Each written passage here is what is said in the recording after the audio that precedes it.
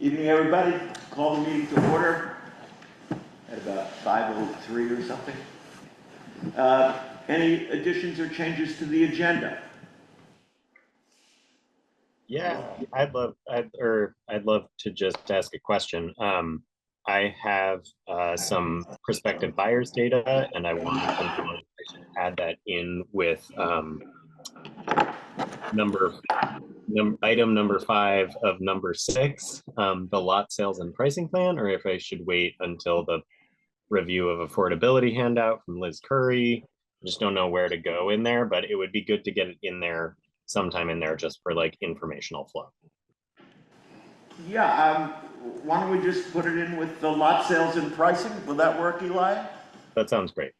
Okay, I'm happy to do that. I have an item as well. I believe we need to follow up on the discussion about notes. I'm sorry, I didn't hear you, Chris. We need to follow up on the discussion around notes. The chairs had said that they had a problem with them. I still didn't hear. She wants to talk about notes, the minutes. Yeah, okay, maybe I can shed light on that. We did talk about this. Arian had some opinions about it in our co-chairs meeting. I think, and correct me if I'm wrong, I think the consensus was, or at least I'll speak for myself, I'm perfectly happy with the way you do the minutes. I think that I personally like the detail that's in it. I think that's good for the community.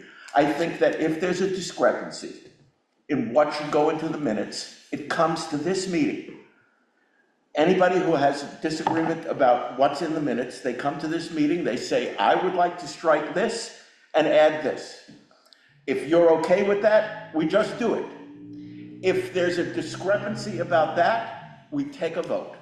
And I think that deals with the entire issue. Does that? Yes, and I think we need to provide a little background for folks who were not involved because that conversation happened with a thread of 11, 12, 13 people when we're not supposed to have conversations with groups that large. So I think we have to have that conversation either be public record or address that in some way, because I was under the impression that it was being questioned if I was being truthful in the notes, and it was questioned how much public opinion matters and who decides what is of value. And I felt like there were two people messaging me about this only, Arian and his partner Tim. So to me it felt icky. It also felt like poor leadership. And I talked about this with the select board, so I think it needs to be more than just something that's swept under the rug. What would you like to say further? I do not believe it is appropriate to use public-facing materials to control whatever narrative you would like to present. I don't think it's appropriate to say that because not everyone spoke, that opinions don't matter, which is what was happening in the email threads. And it feels like it feels inappropriate to focus on the wishes and opinions of some members, but not all committee members. To me, it's simple. The minutes have to reflect an accurate accounting of what happened. I agree. Either they do or they don't. Different people can perceive different things about what happened. Then the method to do that is for us to hear the thing and vote on what the minutes should be. I don't know. I disagree. If there's a recording and you can say this conversation happened, there's not a disagreement there. Donnie, can I make a comment? Sure. Are you done? Are you good? Anybody can make a I'm comment. not good. Oh, okay. But I'd like to hear what you're thinking. Yeah, I was going to say that I did not weigh in on those particular minutes at the time because I was in the middle of a bunch of other stuff. But one of the things that occurred to me about the process that was used was that I think Arian made some changes to the Google Doc and then you rejected them. I did. Yes, and I feel as though in terms of process, that it would be better to allow all the people to see the comments, the whole group of everyone who's attending, to see what Arian's corrections or thoughts were about how to revise the minutes before outright rejecting them, because I feel like that is a process thing that allows everyone to read through them. And in this particular instance, I did agree with Arian. I think you've done a fantastic job doing the minutes, but I felt like there was just the tenor of what was presented did not, in my opinion, reflect exactly what happened. And so I just want to have the opportunity to discuss that publicly here at the meeting through a process that, Donnie has suggested. I would like to say, I like what you said, Donnie, earlier about how to look at the process for it. I would also say that the video is the most factual thing that we have as a committee to go back to. So I really think that that should be a true document source that we go back to. Sure. But I agree with, what really happened at the meeting and things like that. Liz? And I'm sorry. I don't feel, I'm sorry, but I don't feel that it should have went out to, was it a lawyer or something for opinion? Am I right about that? Yes, Arian forwarded a message. Okay, that should not have happened either without the whole committee having a normal discussion about things before it escalated anymore. That's my viewpoint. So this is my thinking about process. Any changes to minutes should be brought to this meeting. If so, we all get copies of the minutes. You can make your own suggested changes or notes yourself. Bring it to the meeting. We talk about it. It's done, could be done live. Yeah. So we can all view it and make those changes in the moment. If people agree that there should be changes or corrections. And then if there is an agreement, then yes, we have the video to fall back on. It really is about doing everything literally in front of the public at all times. And that's just a good best practice when you are on a board of any kind that's public. And yeah, that's just my opinion. And I too, you do not have to put details into minutes. You just, any actionable items, it can be really bare bones, which is great for the minute taker if you don't want to take minutes, should be me. However, I was on an advisory board, did the minutes, and my deputy commissioner felt strongly, and I agree with her, it's a matter of record and historical relevance for our department, and in this case, for our town. So I think having the details and having just having the details that you do, Kirsty, is really important and valuable, not just for people to understand what happened in the meeting, but also for something to look back on, because you can't get any real information going back to bare bones minutes. So that's my opinion. Rick? I have a point I guess I'd like to make, because I was only superficially involved in any of this, Kirsty, and I like the way you take the minutes. I don't always read them as carefully as I should, but once in a while I will, and I'll see something that doesn't represent what I should have said. Yeah. Whether I said it or not does not really matter to me. I'm not concerned with the precision of the minutes, but rather with a factual portrayal of the things I'm trying to say. So when I say something like, in the harried parts of discussion of costs, that we may need more money for a traffic study, what I meant to say, what should be clear to everybody, is the work that has been done has been very valuable.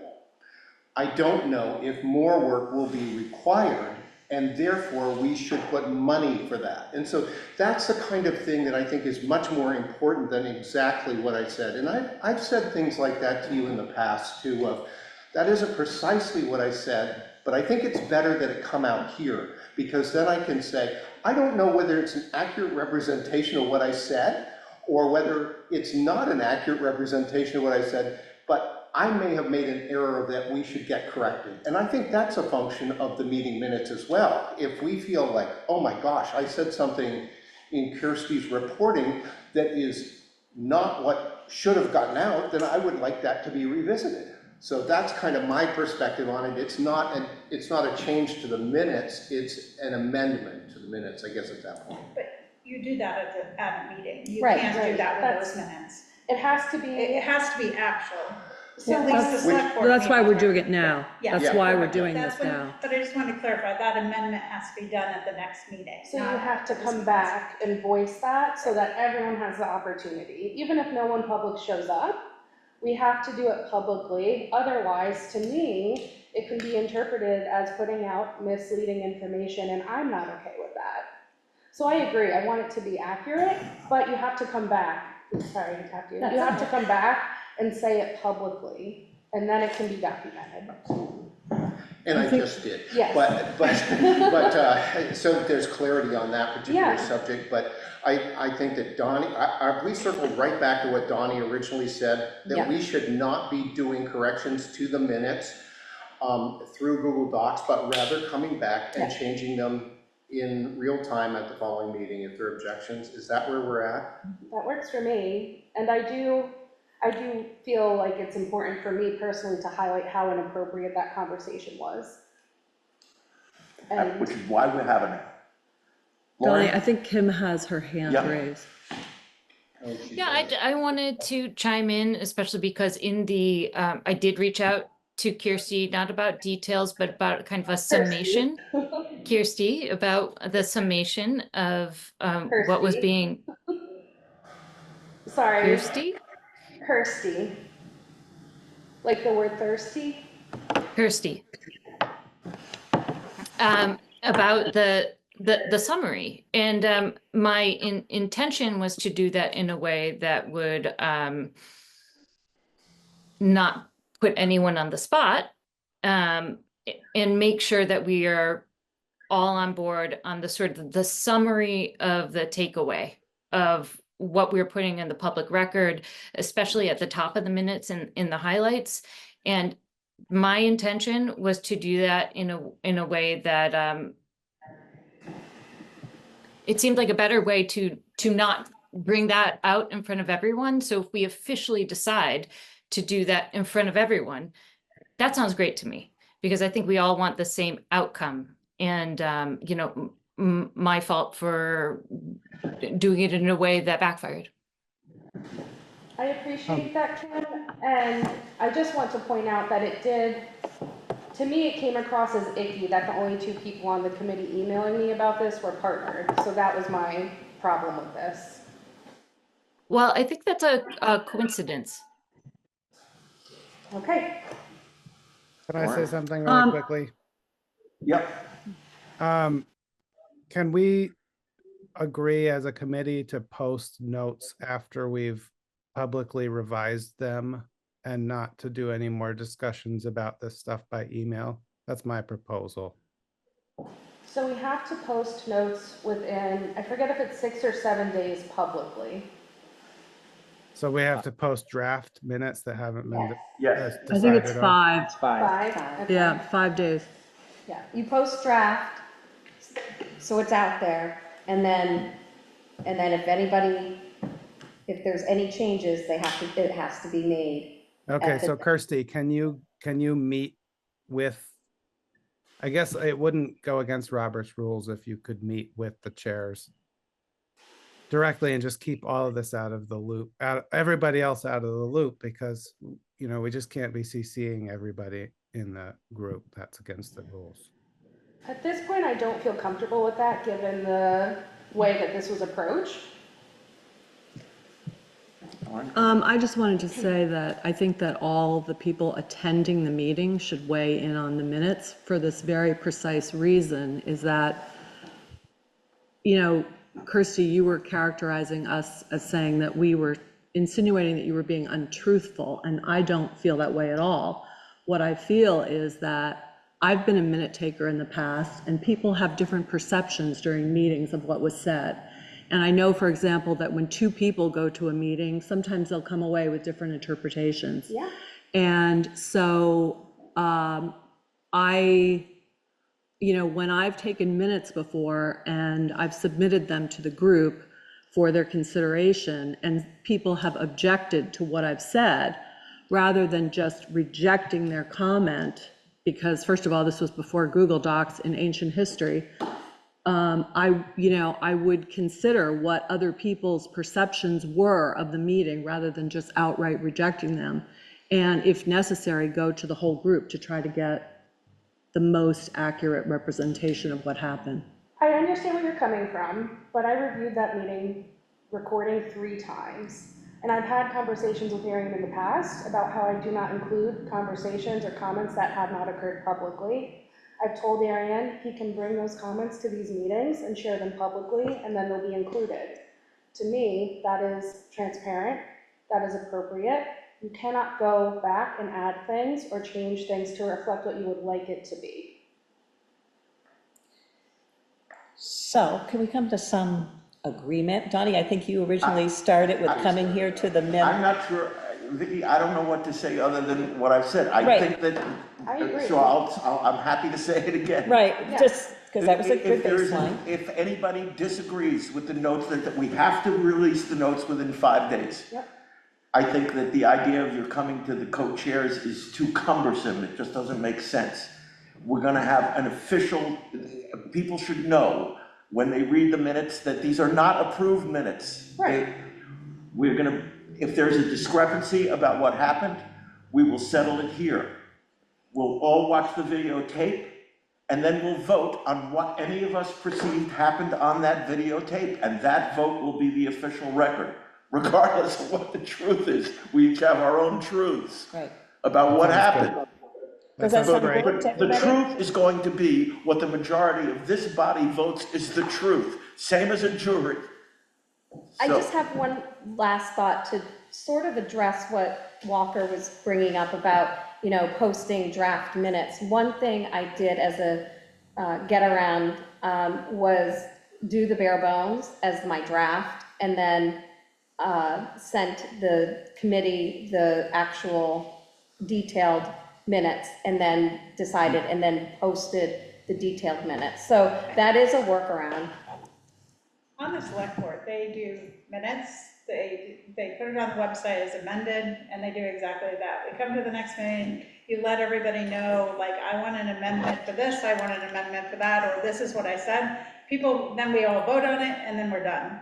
That's how it happens on the select board. That's great. So, Sounds good to me. are we resolved? Works for me. Okay, in that case, we have to approve the minutes. That's how it works on the select board. It had, The minutes of Yeah. the 9/11 minutes. So are there any additions or corrections to the 9/11 minutes? Let's hear those and discuss them. Eric?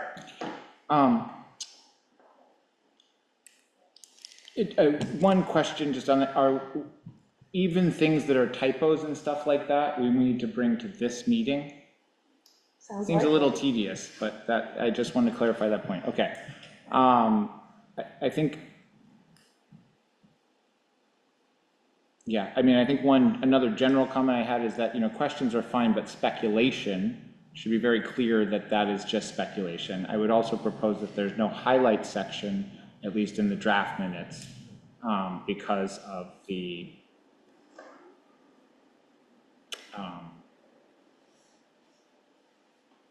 impartialness that can appear to bring. Accordingly, out of the highlight section of the 9/11 minutes, I would propose deleting the grant application risk period. This turned out to not actually be accurate. It was questioned as being accurate at the time of. Why it was a highlight here, I have no idea. I would move that we delete that. Could you show that on the Yeah, screen? Yeah. can we see the minutes Okay. up Yeah. there so we can see what we're talking about? Sorry, let me figure out. Yeah, let me share screen. Sorry. While you're pulling that up, I will say that it did turn out to be true. I don't believe that that's accurate, and we just. Christie, Well, let's get to the point. Let's if I get can to go back whatever for a the second, point Christie, is. what do you think of the idea of doing a more bare bones as a draft and then filling out the big one? What do you think of that idea? I really think it's up to you since you're the note taker, but, I was thinking about it, okay. because that could solve some issues, but in the end, it would end up being, I'm sorry, Arian, go ahead, where are we? He's requesting. Oh, he's Sorry, finding I got he's it. finding permission to share. So these are the 9, I have these as a Word document, I don't have them up online because they're not editable that way. I can't see on that option either. So I can expand, I can blow this up. So there was this one said, these are the 2 I'm proposing deleting. Grant application risk. A key concern is that if the committee alters the grant application by more than 10%, it would have to be refiled entirely. This raised a worry from one committee member, Christy Grant, who noted from her perspective that major changes are not often possible after a grant has been awarded. She stressed the importance of making a decision on how to avoid backtracking on a promise to the public later if the committee commits considering smaller plans, but cannot follow through because of grant limitations. While this may have been part of a conversation, I do not believe that it deserves to be a highlight, because when we dug into it deeper in an email between myself, Vicky, Kirsty, citing the specific packages of the application are parts which I'm happy to go through in detail. This is not a real grant application risk. Therefore, I move that it be deleted. Are we voting or are we discussing? If you can talk a little louder for me, Are Kirsty, we- I don't hear well, No, I'm at way at That's the other okay. end of the table. Are we voting on this or discussing? Well, he's made a motion. He's made a motion that we delete something, so yes, we're discussing that. So Liz Curry confirmed that you cannot, what was that? The motion needs to be seconded. Liz Curry confirmed that you cannot make drastic changes to the application once it has been submitted. And that is what this is getting at.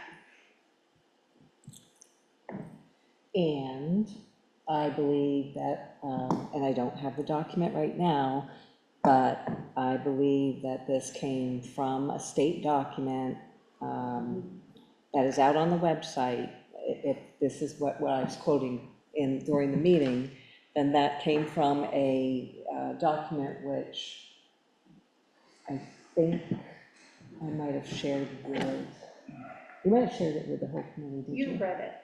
Point of order. I read it, it came from the Vermont. Point of order. Point of order. Oh, sorry. Are we doing business in the public, or is the public involved in our committee? Tammy, I just want to point that Okay. out, No, because I think that's a question that I think we have talked about in the past, and it is sometimes helpful and sometimes not. And I'm kind of feeling like the committee is resolving something, and it might be helpful to do business as a committee independently. Could the chair let me know what the thought is on this? Well, I think that, what I would say to this is, I think you're right, Rick, in terms of what's technically right. We've been a fairly informal committee. When Tammy has come other times, she has participated as a full participant in the discussion. I haven't found that to be particularly intrusive. It's often been helpful. I recognize Rick's point. And you're shaking your head, yes, so do you. Tammy, so I don't know if that answers your point of order. I just want to get clarity on the topic, because it can go sideways quickly, and we have I a think that's fair. complicated issue. And I'll just comment as the person who's presiding at the meetings. I've been very hesitant to cut off anybody who's a non-member of this committee from having full, and until it's a problem, I think we should keep going that way, because. Okay, so let me just, So, where I got the understood. information Tammy, was no offense. Community Development Block Grant Disaster Recovery off of the Vermont government website.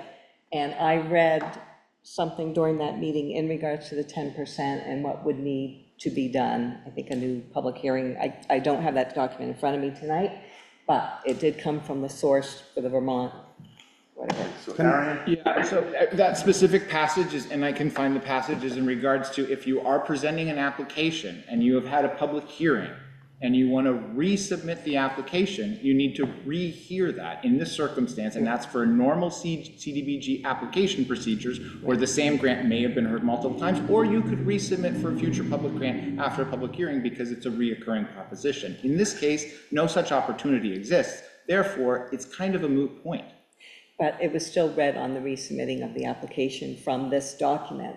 I'm just saying where the source was. Sure, but it's not a real risk because there's no opportunity to resubmit in this circumstance. Well, I I'm not going to argue whether for or against the risk therefore- aspect. I'm only addressing right now the source of the document and where the material is from, period. I think you're totally right. Okay. I think, and that is guidance that's pulled from the generic language associated with the CDBG program, which occurs in multiple rounds because it's funded annually, sometimes twice annually. In this circumstance, this is one-time funding. There is no such multiple round opportunity. Therefore, no revision is possible, no secondary public hearing is necessary, and this point is irrelevant and certainly not a highlight.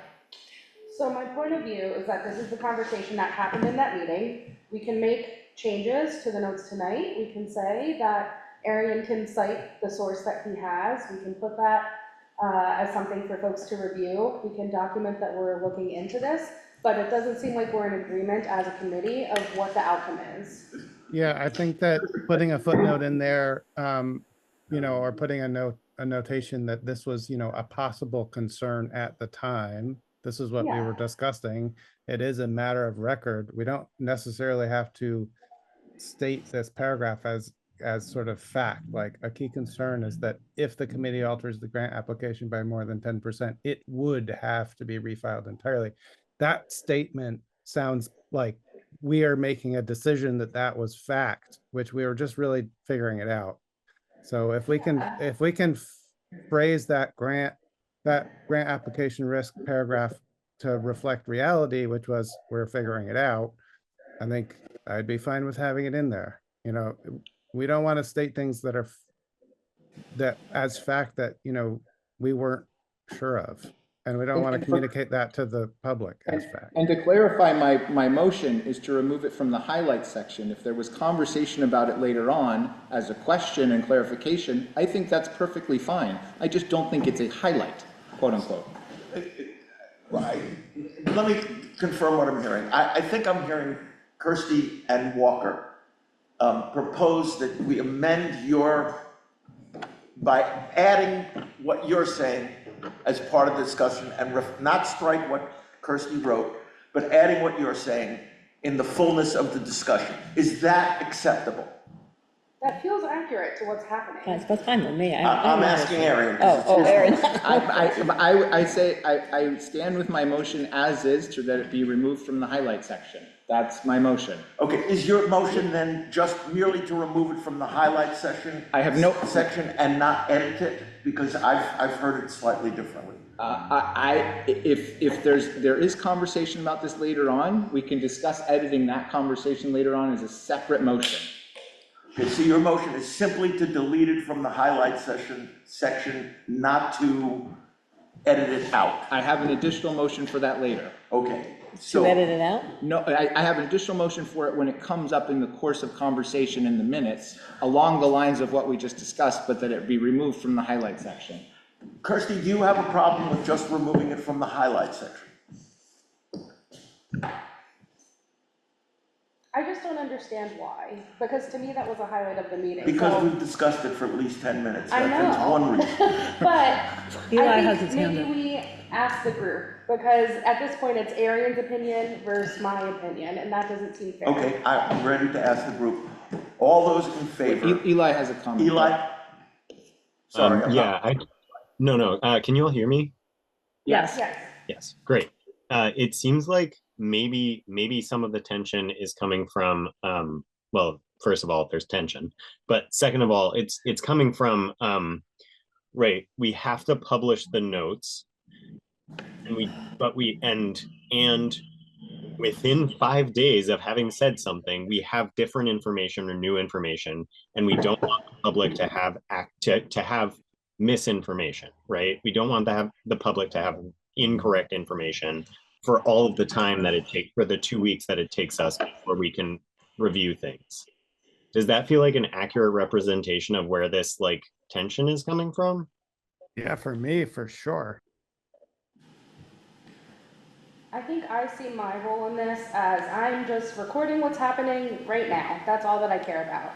And then we can make statements in the following meeting that reflect whatever we want to correct. But I don't think it's my job to go back and edit history, basically. I have a point on this. I think, Kirsty, one thing that I've had to take a lot of meeting minutes too, and I don't want anybody to know that because I really hate doing it, and I really appreciate you doing it. But I think the thing that is chafing at the bit here is actually, and I think you don't mean to, but you're editorializing by highlighting. And you're meant to create clarity by highlighting, but in the process of doing it, you're editorializing.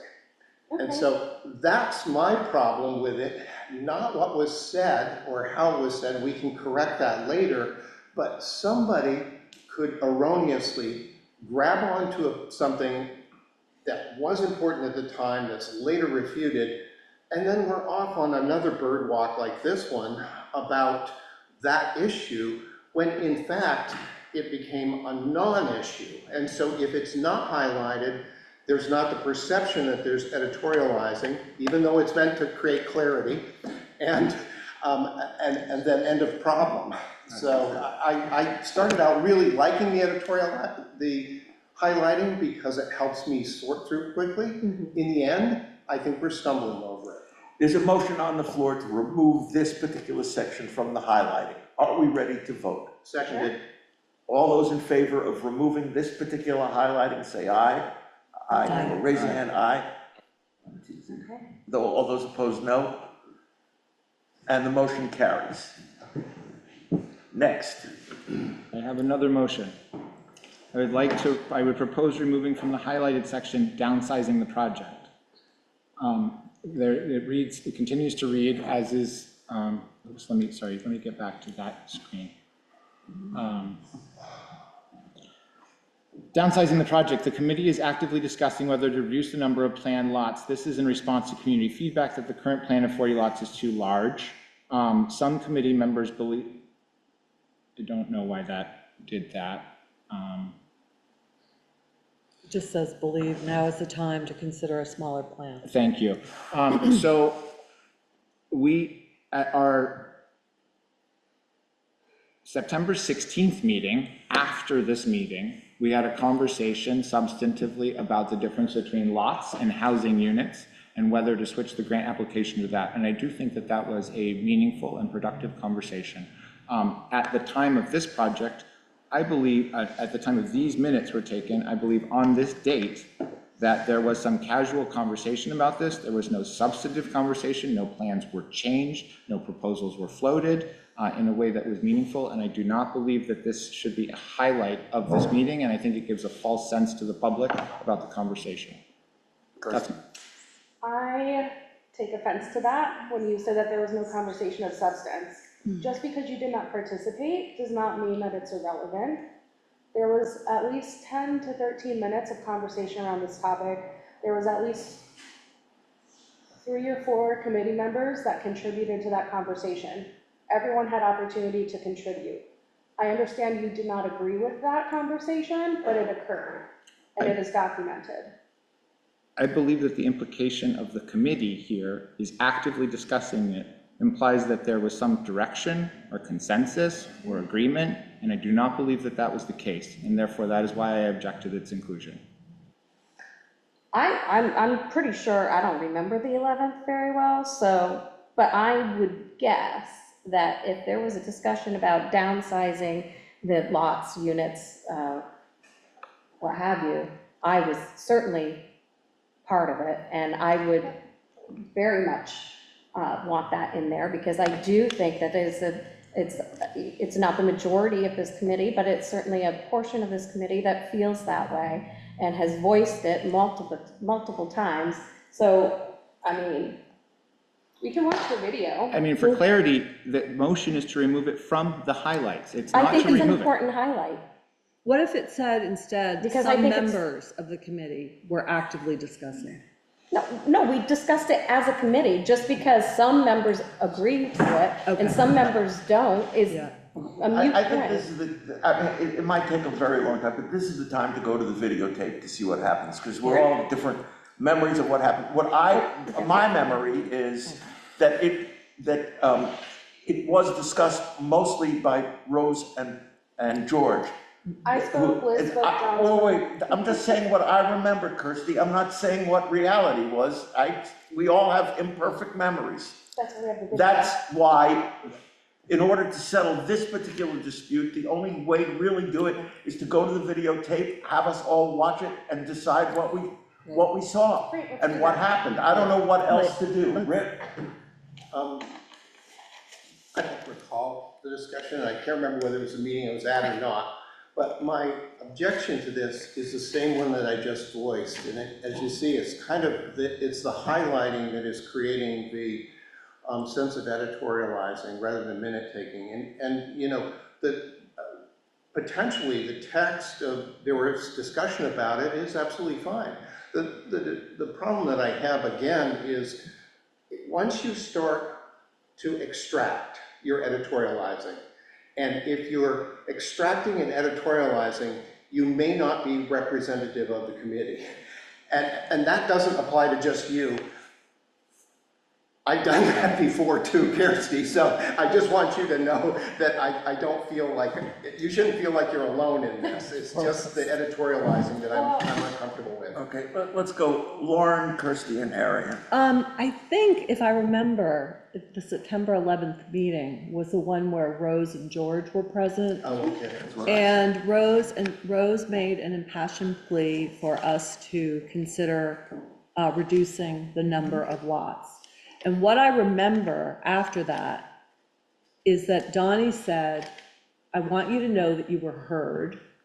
And there are absolutely no promises on, you know, I can't promise you that we're taking any action on that. I just want you to know that you were heard. That's what I remember. I remember that too. That was quite powerful when, I remember that too now that you say it. I was at that meeting. Kirsty. We're rehashing what we could just watch in a video. That's my first point. My second point is that for 6 months, there has been only positive things said about how this is done. I'm happy to edit the way it's happening. And at the same time, I feel like the only reason this is being critiqued now is because I'm representing an opinion that differs from Arian's, and because there's public comment included, which we have been begging for since January. And now we have it, and we're saying, sorry, pump the brakes. We actually don't want to show that to everyone. I would like to say this. If you're representing an opinion in the minutes, that is inappropriate. The minutes should not represent opinions. It should only represent a factual account of what happened. That's what this is. People shared their opinions, and I'm saying that there was discussion that happened around this topic. That is not, all of this, all that we've been saying this whole time, all of the minutes, they have pieces of what everyone's saying. And now that I put something in that I said or that other people said, that's not allowed? No, I certainly didn't say that. Okay, so from what I recall of the video, just for everybody, I watched it several times, and you will find, and I can't tell you exactly where all the pieces are, but it's multiple times that the lot piece came up in discussion throughout that video, okay? And some of it was with Rose, and some of it was, you know, the comments that you made, and some, I think Walker was in there too. And so it's spread throughout that video. There is comments in regards to that, and I think the best thing at this point is if I would put this on the table, if we're still having a problem coming to some consensus on this one, that we try to go back to the video and the minutes, the section of the various video, if we need to. Arian? I would like to amend my motion to say that we just delete the highlight section from this minutes as a section, and what the rest of the text are. I have some smaller details that I would like to suggest to the committee, but otherwise I think it will alleviate this problem. I have a question. I like what Rick is saying about the highlights. Why highlight anything? Why not just have a record of what it is? If Rick's statement that highlighting is editorializing, which I would tend to agree with, that's dangerous. Can I say something about that? I think the reason we got into the highlights, if I remember correctly, was the select board. I think they wanted something condensed right up front. It wasn't us. Okay, it wasn't us, guys. It was them. I hate to put it on them, but it was Let's them, blame the select board for sure. right? So blame them, why not, right? Feels So, right. so we can go back and say that we're causing issues and we don't feel that we want to do it this way or whatever, but it was Well, we them. could, Vicky, that's great. If that's what the select board needs, I believe we can that's my do that for recollection. them. Right, we did it for We can do them. that for them, but if this is, That's my if thought. this is an area that we're having difficulty with, Yeah. my suggestion would be, let's not highlight anything. Yeah. Kim has her hand raised, Kim, I'm sorry. and so does Eli. And not a problem. I don't want to prolong the conversation. I'd be okay with removing this highlight or the highlights. I would also be in support of changing the, changing it to say that we heard significant public feedback on this topic, and some members of the committee commented on it, and there's anticipation that it will be discussed in earnest in the future. And I'm fine with that being a highlight. My comments pertaining to this were also that it seemed like an inaccurate representation of what happened, and not because it's not important, but because it is a very important conversation, and that I didn't want the public to think in the highlights that we really went to town. This was an item on the agenda, and that we were trying to do work to really hash this out. But I don't think that happened, but I absolutely do think that we heard some very heartfelt feedback from the public in that meeting. Are we approaching some kind of consensus on this? No, because that totally discounts the sharing that members of the committee did. I think he's, whoops, I don't want to speak for Arian. Oh, Didn't I you just said say? Eli had a comment. Kirsty, I disagree. I don't think it discounts the sharing that committee members did. I think it's highlighting the part where we got feedback, right? And emphasizing that rather than emphasizing our discussion. Does that make sense? Can you say that one more time? I wanted to second what Kim was saying, just that right in this highlight, it sounds like we brought forth this idea of discussing downsizing the project because of feedback that we got, but that doesn't feel like it represents what happened in the meeting. What happened in the meeting is we got this feedback, this impassioned feedback from Rose, but that's not what's first in this highlight. And it was discussed by the committee, right? We brought it up multiple times. I'm pretty sure I brought it up later in the meeting, but so this is all accurate. It just feels like it's highlighting the wrong things in the wrong order. Does that make sense? That does make sense. I just did an AI analysis of the entire transcript from the video from YouTube, and the timestamp for when we started talking about downsizing was when Rose asked for 20 lots. I looked at this and compared it against the agenda, and the agenda did not have us actively discussing this. I know that I piped in about some of the financial implications of 20 lots. I had about 30 seconds of audio, maybe 3 or 4 other people talked about it, but it was not actively discussed by the committee. It was feedback from the community, and I would like that to be the highlight if we're going to keep it. Otherwise, I'm fine with it being completely stricken. That's the way I remember it. Are we approaching anywhere near consensus, folks? That's up to the group. Well, yes. And we're voting Okay, on what? let's see if I can help. Again? I think that, Liz, I'm sorry, go ahead. No, so Arian moved to strike highlights altogether. He changed his motion? That was my amendment. Yes, correct. Okay. Okay. And so is that what we're trying to, so Yes, that's what we're that's where we deciding? are at the So can we, moment. yeah, let's vote on it. So- So what are we voting on? Whether or Whether not. to Is there strike any the further, highlights. so just to repeat, the question on the table is to strike highlights at all from part of the minutes. All those in favor say aye or raise your hand. Aye. Okay, that's unanimous. And who's gonna just check in with the select board about that?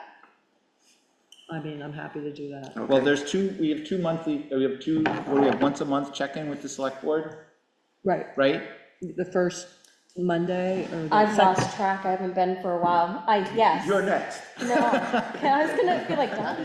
It's next week on the 14th. It's not Monday because Monday's a holiday. Oh, okay. Yes, yeah, that is definitely, that's been warned as being All on right, so Tuesday. movement, let's keep Okay. going Yeah. here. So that's done. Next, Arian, do you have more? Yes. I have a question to the committee about minutes, and that is if somebody states, this is going back to George Springston and Rose's testimony, if somebody states something where the committee or the town has studies or empirical information to the fact that this is not true, do we note that in the minutes? Can you be specific? Yeah. So I'll give I'll give three specific examples. One of them is the implication that there is very poor drainage in the area. We dug 5 test pits with a PhD soil scientist who came out and analyzed those test pits. That report is on the website. While there are wetland and wetland areas, the soil is predominantly sandy and rocky with good drainage. This is therefore empirically contradicted by that report. I think it's a legitimate question about whether that should be noted in the minutes. A second example is there have been multiple concerns about the immense amount of traffic.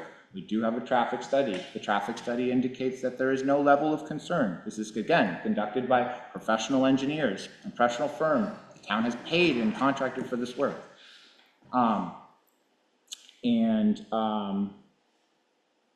The other thing is that there was some both allegation and questioning about whether stormwater was considering more than just the roads, and I think to me it's slightly problematic when somebody asks a question totally legitimate, but when they also say, I'm sure it's not this way, when in fact they do not know, do we do anything with that? Since I'm up first, yay. My opinion is that I don't think you do it, that you attach it to the minutes at the time that discussion takes place. If we need to come back to it, because you mentioned traffic study, and I would say to you, yes, we do have one, but depending on what happens there and the number of units we have and the people that might be coming in, it might go over that limit that was in that traffic study. We might have to do another traffic study again. So my point is, I would not attach those documents to that meeting. Those were their thoughts at the time, their comments at the time.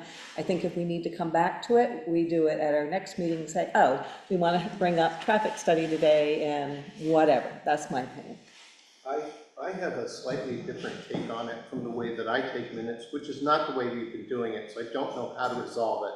But I'm looking at Kirsty because she may have Kirsty may have a thought on this, that what I've had to deal with is items that rumble around through a project over a period of time as we, one, sort of identify it, clarify the identification of it, figure out what all that means, and ultimately come to a solution and close that out. And so that there is a consistent reading all the way through of where we are in solving something like an issue like the first one that Arian brought up, of whether the drainage is accurate or not. I think that, so do we pull this piece back into the next minute? I don't know how to do this, because usually I leave meeting minutes alive if they're active to the next meeting. So if something comes up again, the statement is restated with the increase in information that we now hold, so that somebody can read through the whole logic chain and remember what it is, because in 2 weeks, I'll have forgotten this conversation. How do you feel about that? I don't know how we do it, Kirsty. I really don't. Because you're not doing it the way I do construction meeting minutes, which I totally appreciate. Yeah, because that's my experience with this is in the public world. Yeah. So my focus is if you're gonna change it, you have to come back and say it so it's recorded. Yeah, it's the logic chain that we could, that I think Arian's getting at is, and I think it's a good thing to do, because our information and subsequently opinions on things will matter more than exactly what was said at the time. As we develop more information, everybody will say, oh, then we can't do this, or, oh, then we can do that. And so I don't know how to solve that. Donnie, there's Walker put something in the chat Okay, about what should be included in the thanks for minutes. pointing out what, I think it's down below I don't know that. why this, So that's Why is Walker's, this- and we didn't get to see what Lita said, but Lita was saying the comments from the community are considered significant. I personally agree at times. I was discussing why would the highlights not include that? And we are putting community input in the minutes, and I think it's a part of this committee and how we're operating, and I think that's pretty good. Generally, the way I've read how minutes are taken, they're just what the committee is discussing and what the committee is deciding, and what materials they're looking over, and not like a detailed transcript. Because we're publishing the transcript and the video, we have a way of accurately including public comment in that text. And my own personal opinion is that the minutes should be a much more scaled down, just sort of like the bullet points of what we did as a committee, and that we should be able to rely on the video and the transcript from that. Walker, hang on for a second, just because the machine crashed and we lost you about 45 seconds ago, so you gotta go back about a minute. Oh, okay. So I'll synopsize really quickly. My understanding about minutes is that they're just the bare bones, and that if you have a video and a transcript that you're publishing, that you can rely on that as an accurate record. To do a verbose kind of mini transcript of the whole meeting is going to invite us into this dilemma over and over again. I really recommend just not doing highlights, just saying what we did as a committee based on our agenda.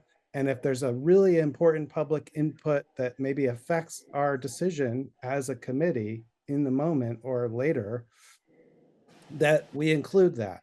But we are publishing the full transcript and the full video, and anybody can download that transcript in 2 seconds, and they can analyze that transcript.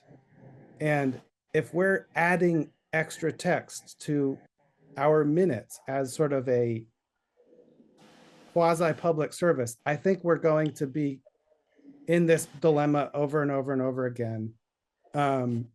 So I recommend that our minutes are more sparse and are very specifically tied to our agenda. If we go out of agenda, then we need to note that. And we can rely on the fact that we're uploading all of these videos and they're getting transcribed. You can download that transcript from YouTube. Everything is available publicly for everyone to look at directly. That's my opinion. I think it would be a much clearer way to handle our public engagement. We haven't published any of the transcripts on the town website. I think that would be a great step. But they're already published on YouTube. We have a lot of folks in our community who are not.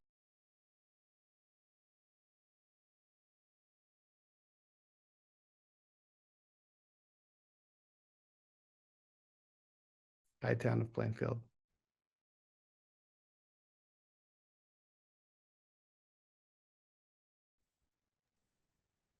Okay. I think something That's cut in. interesting. I'm like, why are we all here? They're the host now. They're the host. Yeah, they got in. Okay, now we're back.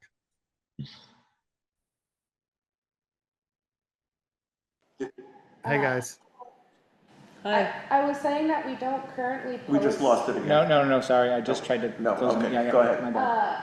We don't post the transcript publicly on the town website. I think that would be a great addition. I think there are folks in our community who would not be tech savvy enough to get the transcript from YouTube. So I think if we want to do that, that would be great. If the group decides we want to take variable minutes, I'm fine with someone else doing that. I'm not interested in doing that because I don't think it's actually useful. But the group can make that choice. Yeah, I mean, I'm fine either way. I just think that if we remove highlights, that's probably all that's really needed at the moment, in my opinion. We've done that. Yeah. That's great.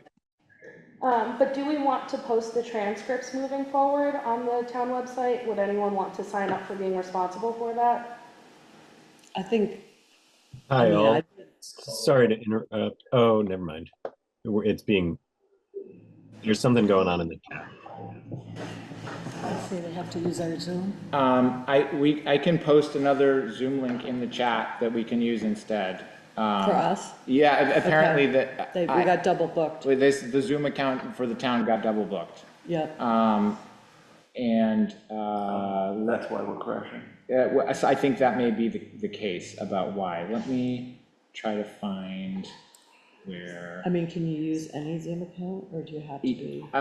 We can use any Zoom account. I just gotta get it. I mean, you can use mine if you want. Lauren, that would be a good idea, I think. Your account. Yeah, Do you have one that you can just drop in there? Because I can drop, I mean, Kim, I can put your Zoom account in there for right now. just because Lauren's it would be gives- better if you can get it. I don't know how God mine would forbid I work. need to know my password. It just may be faster. Faster And- to do. Faster to just drop this in the chat right now. You can try it. So how does that link for, sorry, It- speaking out of turn, but how does that work for the community to log in? I would just say, Josh, if you can hear this, we're gonna post the Zoom link in the chat, and if you could refer anybody else who shows up for this meeting into that chat. The recording is gonna be probably a mixed recording. I can And that text just, Josh. that is, I don't know if Josh, you can hear that. I'm texting him. He's right here, and he's Okay. logged in. So if all folks in Zoom land could possibly, oh, Josh just sent a thumbs up. All folks in Zoom land could, from this meeting, could move to this other meeting. That's, I think, our only option.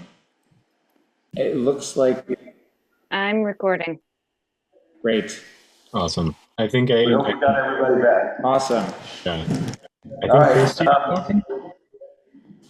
I'm trying to figure out where we are, folks. I think we're still in the middle of amending the minutes. Well, I think we were still discussing how to handle if someone from the public makes a statement that is not factually correct, then how do we deal with a correction or a clarification afterwards? I mean, I'm okay with just, putting those clarifications in other minutes. Like, I think minutes are just minutes. They're what we said Yeah, during the meeting. yeah. We say something and then we say that wasn't true. Here's the facts. I So agree. like it said, if someone says we have this information, we have to say it in the meeting, and then it's fine to be included. Yeah, our, Yeah. our minutes aren't definitive truth. Like, we're just discussing shit, We're trying. And we're quoting that Right. law. And yeah, I was gonna say, we're quoting that. The word SHIT is not a swear word in Vermont. I hope your child's not right there. So are we good? I just have, I'm sorry, I have two more, they're small.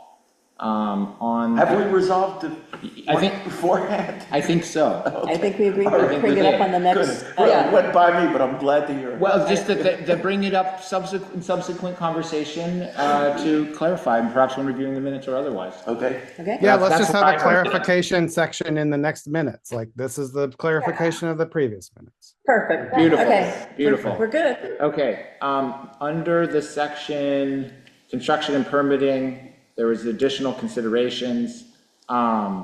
It's just, I can share this again.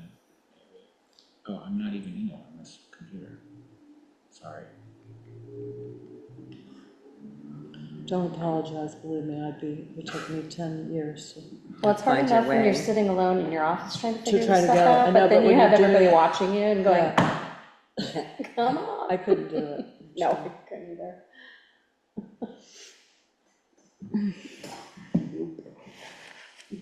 All day. Yeah. Oh.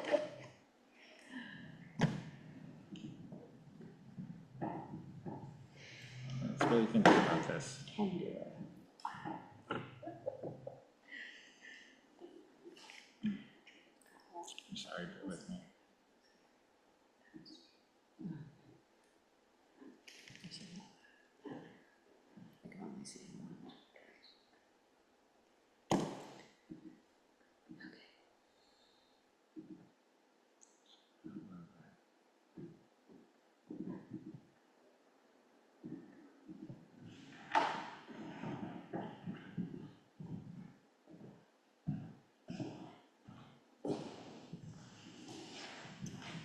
Okay, great, thank you. All right, now I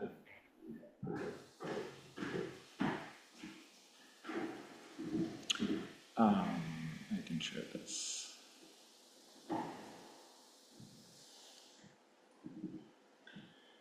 Just additional considerations, this actually goes back to a point that Rick brought up earlier, that I would propose this language that's here, that I'll put in the chat. That just as traffic study, before it said something like a traffic study indicated no threshold and minimal impact, and I read that a few times and I didn't quite understand what it meant. I know it was a revision, but I would just propose this additional language, or specific language instead. Which is what's in red there? Yeah. Additional funds have been, Additional funds have been budgeted in case more study is needed as we finalize permitting, which is essentially from an email that Rick shared afterwards. Okay, is that acceptable? I already wrote it in the notes for this time because I recorded what Rick said in the video recording. And now we're clarifying it this time, so it'll be in these notes, not the 11. Okay, I'm fine with that. I will withdraw the motion with that. Okay. I have one more. Go ahead. Will you just email me that language? Yes. Thank you. I have one more in that, this is from the budgeting and finance section. There's a highlight. It said a major hurdle is that people who receive federal buyouts from FEMA after a flood are not allowed to subsidize by other federal dollars for a new home. That is, That's not true. I don't think that's not true. And I'm not sure that that is exactly what was said.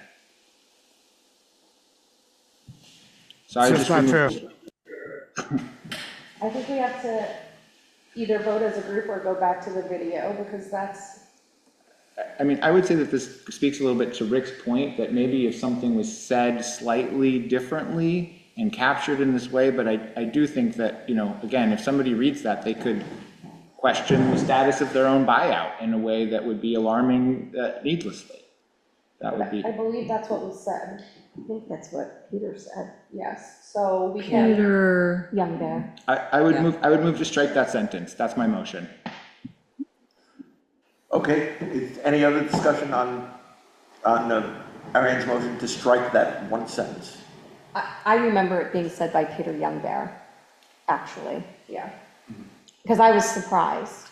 So that's why it's stuck in my, So Forgetful is brain. this, okay. So is this something we need a what's clarification the to? purpose of this meeting?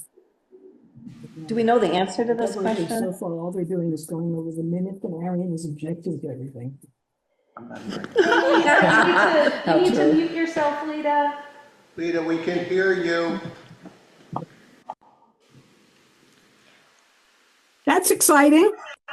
Well, we'd rather not. I think there was a concern in the meeting, there was a concern in the meeting that FEMA buyouts affect your income.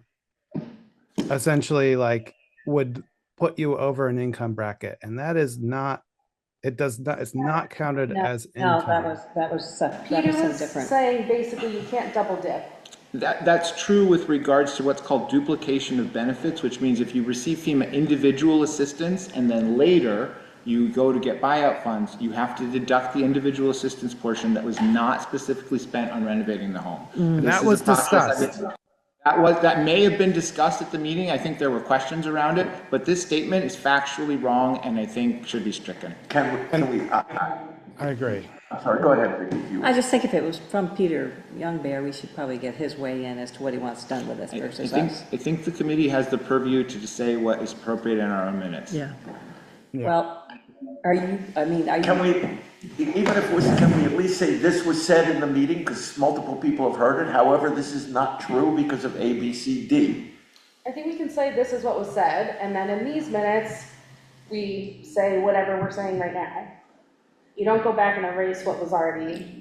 If somebody said it, but if somebody said something that's not true, and we're getting information today that that is not true, Then we put it why don't we today. add that to the minutes? Is I mean, that the acceptable? clarification Wastewater for Commission today's has a minutes. listed agenda item this week on revising a statement from minutes several months ago that the committee will vote on about whether they want to revise their own minutes post hoc many months prior. This is absolutely within our purview. I think it seems like a no big deal to me. I vote, No, my motion stands. I second the motion, if I need a second. Vicki, or, I just thought that we had agreed a little while ago that when we came to another meeting, if we had a clarification of something, that we would add a clarification to the current meeting that we're within. Can we do that with this item instead of striking it? Is my question. I mean, my response to that is I leave my motion standing. okay, if we're ready. Kirsty, I've been grinding on this because it's a difference between public and public meetings where who shot John is important to somebody for some reason that I don't understand, and my chain of logic method. Would it be possible to pull this forward to the next meeting as an abstract from it and say, correction, this is what Peter Youngbear said is inaccurate, so that the subsequent meeting, I'm proposing an amendment area, and you can slap me if you want, but I'm saying that we should actually pull pieces forward if they are unresolved, because you know, if Peter said it and somebody heard it, we want to make sure that somebody knows that Peter said it and that it has been accurately corrected.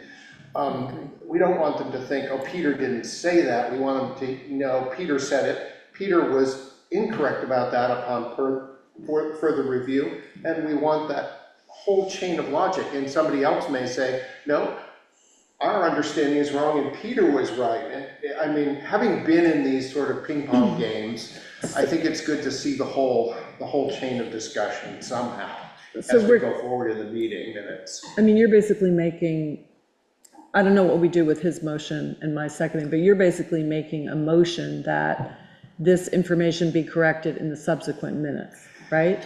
But the original item is pulled forward with it so that you can see what was said and that it is unresolved. So that's my discussion about this. I don't know what I should do with it. Go ahead, Aaron. I think one question that brings up then is that, like, we have to be able to revise some of the minutes after the fact.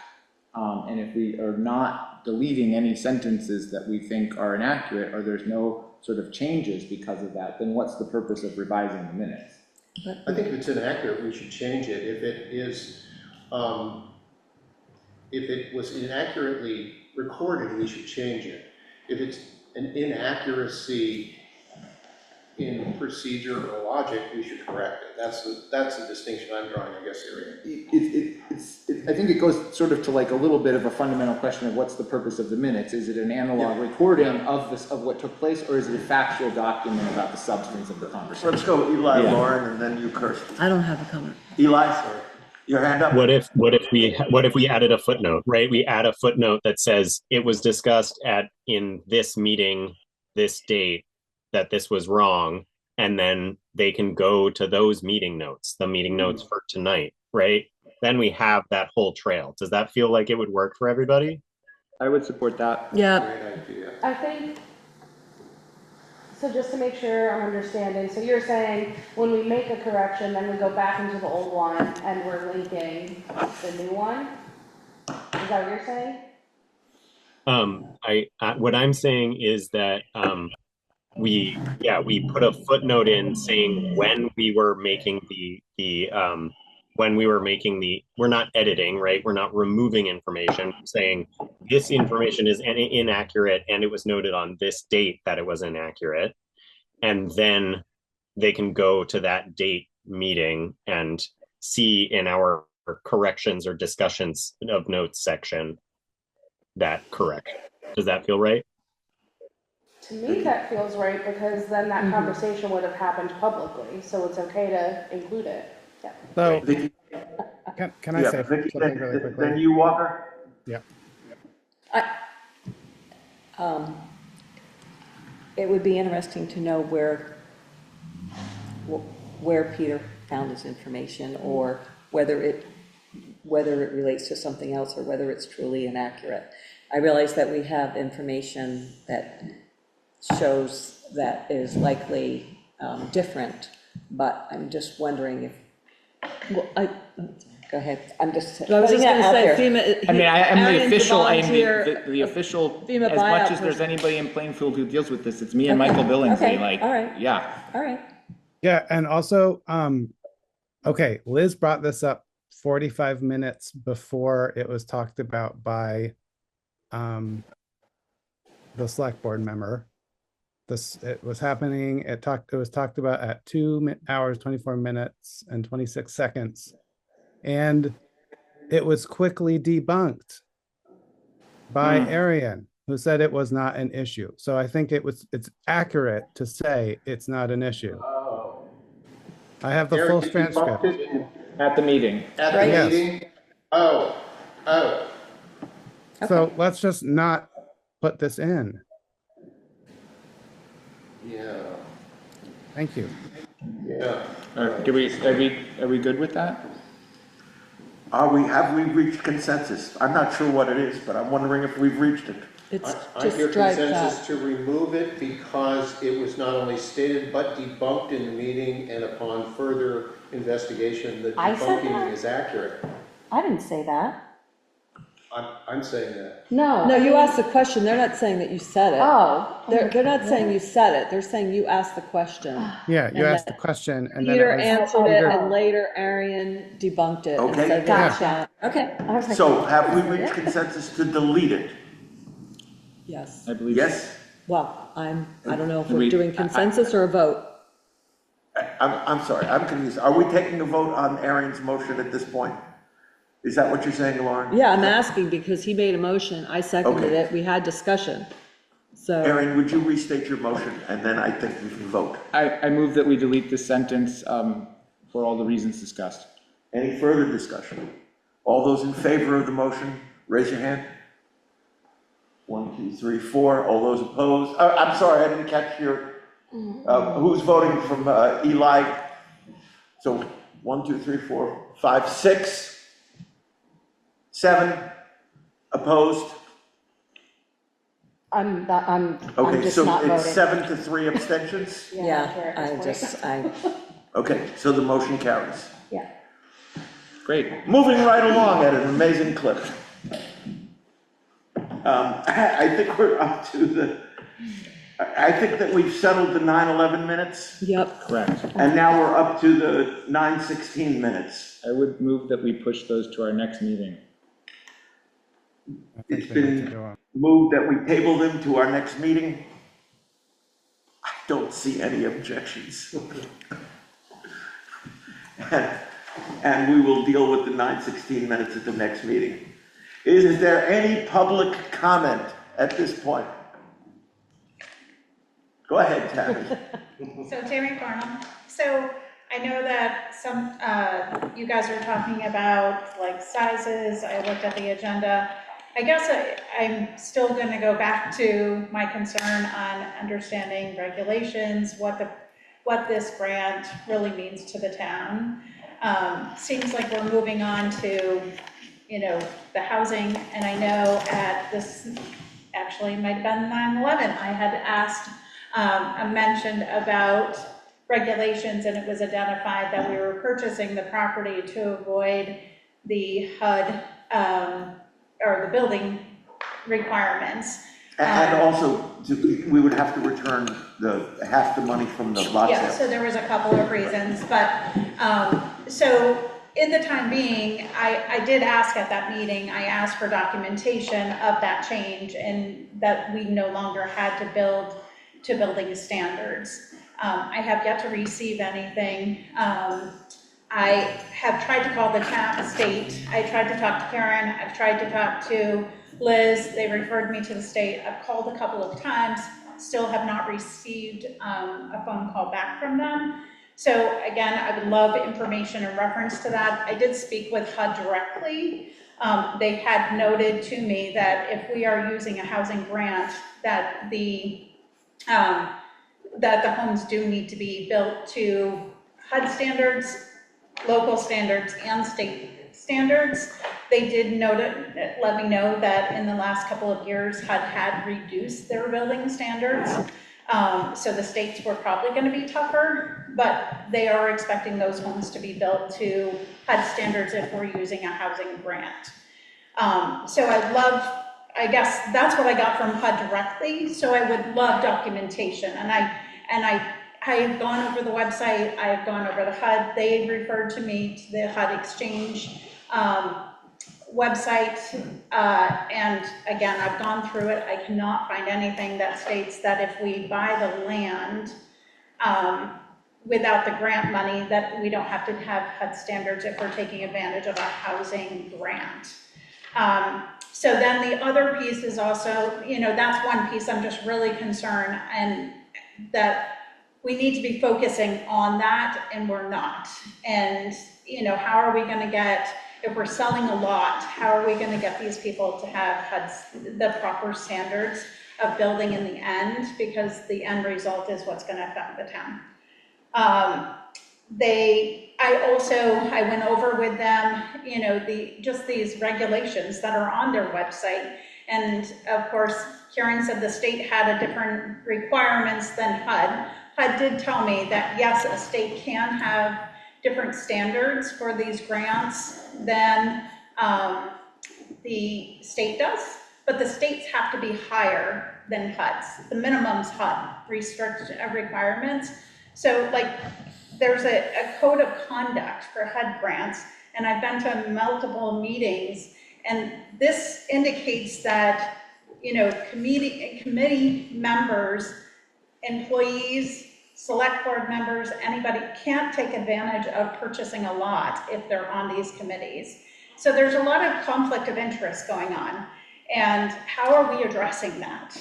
And because based on conversations I've heard and seen, I think there's a lot of conflict of interest on of what's happening. And they have these rules for these regulations, and I feel like we haven't stopped to understand, again, the policies and regulations. So I'm concerned that we're, again, putting the horse before the cart. We need to understand policies and regulations. We can really get ourselves in trouble as a town if we don't understand them.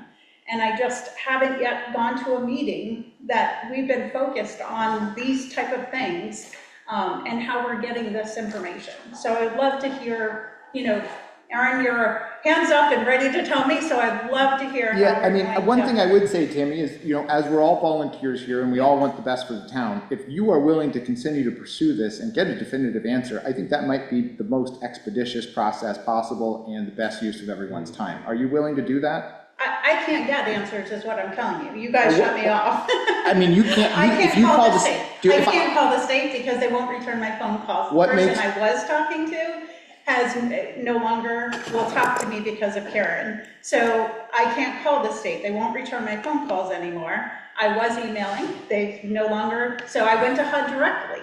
Why would they not return your phone calls? Because I told you guys something you didn't know. I don't know, but I have literally spent, I've left so many messages, Karen gave me somebody else to speak with, and I can't get answers, so I can't get that information. Who are you calling, just so we know? I was actually, the director of grants, and she's not returning my phone call, so. So that person is in charge of standards for. Well, the grants, so, I mean, I don't know who you guys are talking to, but I'm just saying that I've been unable to, but I got a lot of information from the HUD gentleman, the representative that called me back, but he's not from Vermont, he doesn't know their information, like Vermont's particular standards, it was from HUD. Would Pat Moulton not return your call if you called? I didn't call Pat Moulton, I mean, I can definitely call her, but I mean, the two experts we're relying on are Pat Moulton and Liz Curry. But these are general regulations off the HUD exchange. I mean, these are things that I'm saying, if you guys are putting, what I'm understanding from the select board at the last meeting is they're counting on you guys to make decisions, and it's just, these regulations are huge, huge. And if we screw them up, it could cost the town. So I can give you this one's off there, I'll give it to you. This one's off the HUD exchange, which is the, conflict of interest, and it's very clear of what the town needs to do. And again, I don't know if the state has something that's up and above that, but these are like even just, I mean, they have penalties for this stuff, and we need to understand and you can't over-promise something. So if that's clear and that's correct that we have to go by that, anybody on this committee cannot buy a lot. And so if you're misleading people, it's just not okay, and we're just gonna get ourselves in trouble, so. Tim, I think the important operative word of what you just said is if this is true. Well, that's off the HUD grant, but again. But we don't know if it's applicable to this grant. There's a lot of people, you don't know that. I got it off the grant, the HUD exchange, and that's what you guys keep telling me, so give me something. So if you're telling me I'm finding the wrong information. I don't know if you are or if you aren't. Okay, that's my point though. That's my point to you. When are we gonna focus on policies and regulations? I think as Liz Curry said very clearly in one of our sessions, it's a little bit like reading the tax code. You read one section and then you read another section that says something totally different. And that is why if we all comb through the Code of Federal Regulations, I'm not sure there's enough man hours in this room for the rest of our lives to read the whole thing. So the point being is that if the state has a definitive opinion on that, we need to get that from the state, because ultimately, if we even receive any of these funds, our obligation will be with the state. And it seems very unfortunate that nobody's returning your phone calls, and I'm truly sympathetic to that, because that's incredibly frustrating. And I think the question is, what's the best way to pursue this to a definitive answer? Because otherwise, we're all just speculating. Erin, what if you got in touch with Pat Moulton and Liz Curry? I think I would say and relayed Tammy's question. I think, Tammy, why don't you? I would be happy to, if you send me the email specific with your. I said just send it to me though, because I'm going to have to pass this on, and I don't like the game of telephone any more than anybody else does. So if you sent me your specific thing, referencing these specific documents, I'm sure we can send it to Pat Moulton, who can forward it to the appropriate person.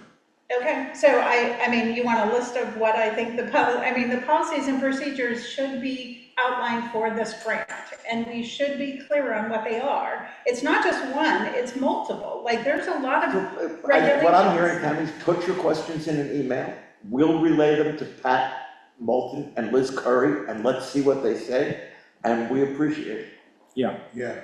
And so another piece, I guess, in the last meeting. Can I just have a Sure. follow-up question? I like to distinguish between things that are important and urgent. That sounds important, but I don't know if I understand the urgency of it yet. I mean, at what point do we need to know these things and take action? So I think that's a tandem question that I'd like to know an answer to, not to pile on to work that you're already trying to do on this, but when do we need, at what step in the process do we need to? Well, in reference to that one, you're meeting with potential buyers. And if they don't qualify because of this requirement, maybe something you want, what? Which requirement? Like you can't have employees, you can't have committee members, You can't have select board members. There's a lot of committee members wouldn't be available to get lots because of this requirement. It's conflict of interest. Well, I'm not interested in a lot, but I No, am I'm just- interested in knowing what the time frame of, one, what are we required to do, and what is the time frame of this? And I think that's what Arian's asking. I'm just asking a clarity question on what Arian's asking, and not only what, but when, so we don't miss a deadline. That's the only thing I'm asking. I'm not questioning anything you're asking, and I'm so glad you're doing that. I just think it's important to understand what our requirements are as we start making decisions and trying to funnel that through. I don't know how we can do that without understanding what the rules are. And it's, Oh, I sorry. wanted to I comment. didn't mean to cut you off, Karen. no, I wanted to comment on Rick's question because I think that's a really good question. And later on in our agenda, we're talking about the initial draft of lot sales plan. So to me, it seems like the right time, if we're starting to make plans, we need to know what our parameters are. that's how I feel. Okay. I think understanding the rules of the game is important. So, I think we might be able to bring this, Tammy, what's gonna happen, my understanding is that you're gonna put your questions into an email. I'm gonna hand this to Arian. Arian is gonna relay your questions to both Pat Moulton and Liz Curry, and that's that. And then you'll get those back to me, Of and then we'll course. discuss them at the next. Yeah, we'll put get it on back the to agenda for everybody, next- everybody's Totally, interested in these yeah. answers. Okay, Yeah. okay, perfect, Sounds like Okay. a great plan. Great. perfect. Moving So, right along, My man. next thing is the appraisal. I know it was discussed at the last meeting in reference to that, of getting the appraiser to come in and answer questions in reference to that. And I wanted to follow up on that to see if we can get the appraiser in to do so. With all respect to that question, as a totally honest question, we are explicitly prohibited from talking about the purchasing as part of not our purview of this committee. That's a select board decision. So why did they refer me to you guys to do that? Because that was at the last meeting. It's in our charter that says we don't have anything to do with lot sales. I mean, Not lot- excuse me, lot, The appraisal? the land purchase. That was in our So first the meeting. appraisal- Yeah, so the appraisal was done, when I inquired about it, they referred me to you. So do I need to go back They to the were select wrong. board? Okay. Well, but, so what's the nature of the, I'm sorry, maybe ask the The question. quality of the appraisal and the questions, because it's not, it doesn't appear to be a full appraisal.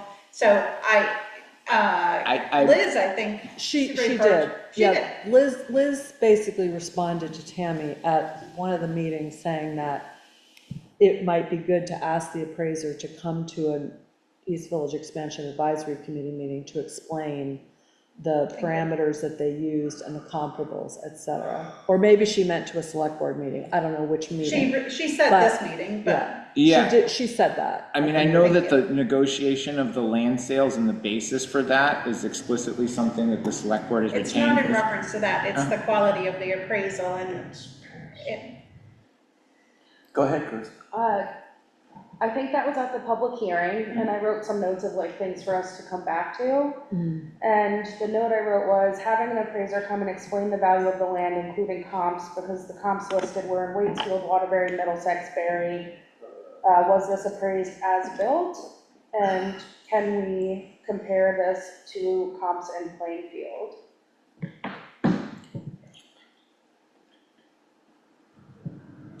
It seems like if the select board allows us to, we should. Select board, is that a select board issue or is that an us issue? That's, I think, is that the real question here? I don't know if it is us. I mean, we don't make any decisions on the basis of that. Nor is it something that we have to report or develop a plan on. So I just don't know why, I don't see what we can do about it. We have no authority over this. okay, so I go back to them and ask them to do it? They referred. I me to would you. say so, because that was brought up at the public hearing that they hosted, that they were in charge of, and those questions were posed during that public hearing. So, and coupled with the fact that we had nothing to do with the purchase, We had nothing to do Or with the it. appraisal. Or the appraisal. Well, Aaron So, reported the appraisal. The original Prior ad to hoc this. group yeah, did request the appraisal, the town did pay for it. and it was prior to this committee. It was prior to or this committee, yes, Advisory yes. group. So I feel like, So it might be also, just so you said the town paid for it. In Yeah. your notes, I think it said that the It was- town did not pay. The town paid for it with grant funding, meaning Okay. it did I not think come from the the, it came from the original $35,000 grant with, coming from the Vermont Community Foundation. Okay, in your notes, it said that the town didn't pay for it. Maybe that was meant to say that the taxpayers did not pay for it, but the town was the town wrote the check to the appraiser. Because Okay, they so received the just double grant check your funding. notes, I just Yeah. wanted. Yeah, yeah. So, okay, I'll take it back up with the select board. Thank you. Eli has his Okay. hand up. Eli has his hand up. Oh, Eli, go ahead. Hey, y'all. I'm going back to your earlier point, Tammy, and Karen responded to it in the chat, talking about a conflict of interest. And I think I've been pretty clear from the beginning that I am interested in buying a lot. And I'm one of the folks who is impacted by flooding that this committee was set up to serve. So I really do appreciate the question from you, confirming whether or not that's possible, right? So can you read section B? Can you read it out loud? Well, I can, but. I think it's important that everybody's aware. But the This is- question is. But the does question it is relate- whether this applies specifically to that grant. That's what I don't know the answer to. The procurement of and properties and services. I think the reason why I'm taking up time to discuss it further is it feels like from Karen's comments, right, specifically like the come clean, that I'm doing something nefarious or dirty, and I just don't like that. I don't like that. So I just wanted to No, have. and you've been very clear, which is why I'm pointing this out, because you have been very clear in these meetings, and I don't want to mislead you, and Totally. which is why I think this is important, and why I keep telling everybody there's regulations and policies, and this goes across every grant there is. And it's just important for us to understand it as a town, as we're getting deeper into this. It's not that I'm against a project, if we just have to be But clear. you've asked the question, I and know, but we he's said. asking what that says, and I Yeah, think yes, it's. Thank you. I can read, I'm happy to read this, but the other comment made earlier that Liz Curry made, and I'm paraphrasing, saying it's like reading the tax code and you read it here and it says this, and I don't know, Tammy, I have to, for things like this, I have to rely on experts like Pat Moulton, like Liz Curry. I think We should ask them the questions and get I got definitive this answers So from you them. can read what I got from the HUD exchange off this grant particular. I hear That's that, where I so read let's that. ask the question and get a definitive answer from the experts that we've been told to trust. At I the don't know state, what else to do. essentially, right? The state, people that are overseeing the grant application. Thank you. Sorry to rehash it. I just needed to. It's a good question. It's a So good I- question. It's an important question. Yeah. Whether people on this committee or people who are associated can be eligible to buy this, that is a very important question. We need a definitive answer. We're all 100% guess- agreed to that. I would also say that I object to the characterization and the insinuation that, some people on the committee have some kind of, Conflict of interest. well, I'm not saying a conflict of interest, I'm just saying that that people are questioning our intentions on this project.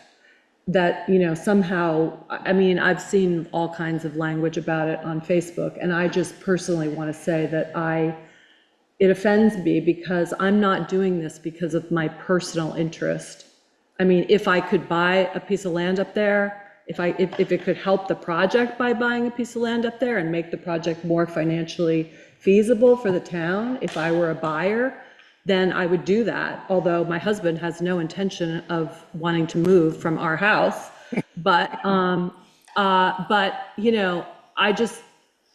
just have to say that I'm personally offended by some of these insinuations. So just to be clear, when it's talking about conflict of interest, I think people have been very clear of what their intentions are.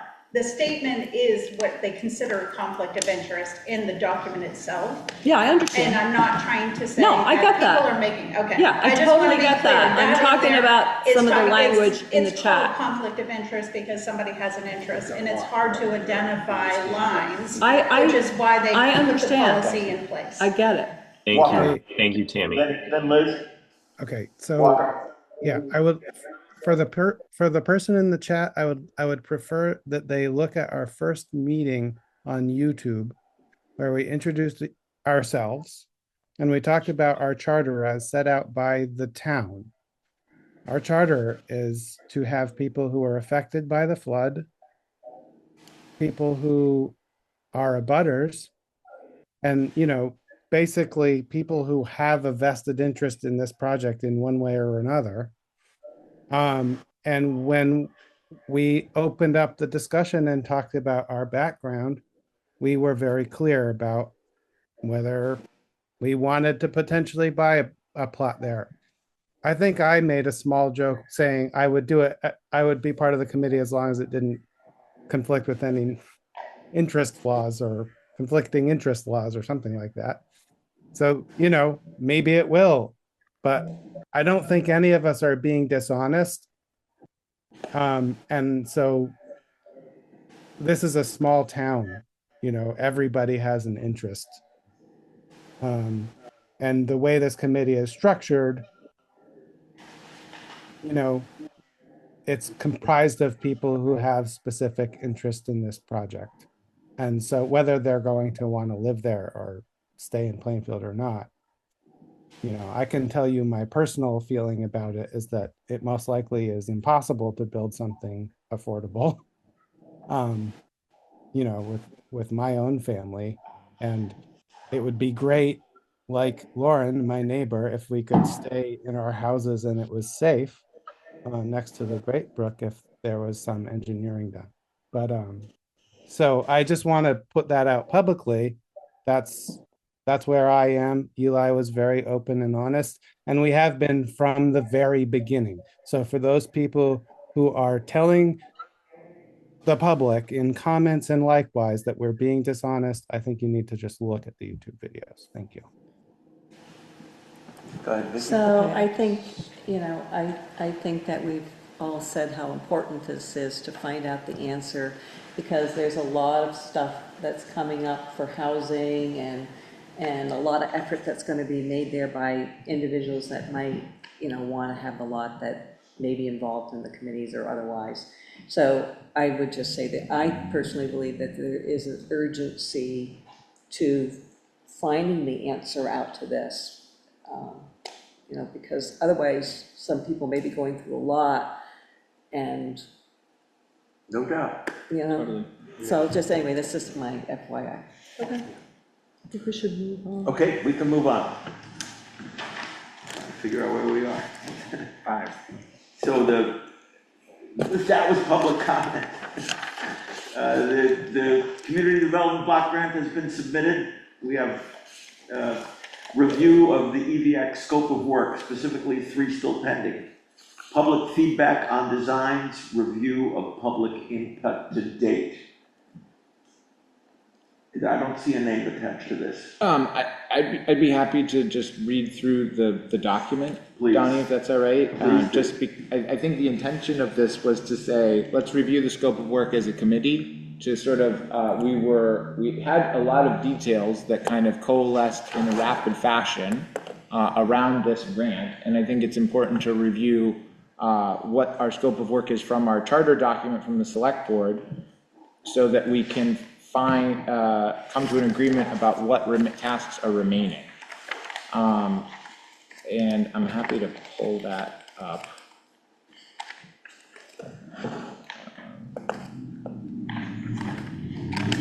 So this is the charter scope of work that's on the screen right now. I'm just going to read through here, but I per the minutes in the assessment when we discussed this as co-chairs last Sunday, it seemed like number 4, 5, and 6 were ones where we still had real work to do. But let's read through the whole list and see if everybody thinks that's true. So 1, it's an advisory body of the Plainfield Select Board. The EVAC will prioritize developing detailed budget and financing options with the goal of getting a public vote on the project as soon as possible. The budget shall include detailed engineering, permitting, construction costs, including roads, sidewalk, trees, plantings, water, sewer, stormwater, electricity, telephone, internet, as well as project management. In my own assessment, the grant does have a very detailed budget. There may be some additional financing options that we need to work on as a group, especially if the grant is not granted to the town or is offered at significantly less value than what we've asked for. But there is a fairly detailed budget in the plan. Are we going to comment on each one? Yeah, maybe we could. Does that seem Better real? that way, but that Yeah. says vote. And we're not voting on it because the grant doesn't require the select board to put it to a vote, but it does say vote. So I don't know if the select board has decided that they will have a vote on the grant when they get the, whatever the amount, they know the amount and stuff. I don't know if that's known yet, but that does say vote. Yeah, that's a fair point. It does seem that in some, as I understand it, and this is a question for the select board, obviously they have warned a vote on November 4th regarding borrowing the money to buy the land, Right. contingent upon the grant, as I understand it. Right, but not for the whole piece that you talk about up there. Yes, and which would be solely within their purview, though. It's not for us to sort of. I agree, Yeah. but it does, but they said that Yeah. was their scope, so they said vote up there is my point. Fair I point. think Right, this is yeah, how fair they have point, to fair vote. Right, point. yeah, fair point. No, that is a fair point, but I think you also have to look at it in the context of what the amount of information we had was at that time. This was which drafted in March. Last April or March. Yeah. When we weren't even aware that we were going to be submitting for $9.7 million worth of money. So I'm just saying. it Right, was- and I agree with you. I'm just saying that that vote piece could have some interesting discussion around it, because if they don't get the 10 million, and then there's a whole nother piece, then, you know, I'm just saying, it Yeah, does say vote, and I agree with you that early on, some of this wasn't known, but it does say vote, that's all I'm saying. Great. Any other comments on that one? I did notice that we have a double up of the numbering 2 in this for some reason. 2A, 2B.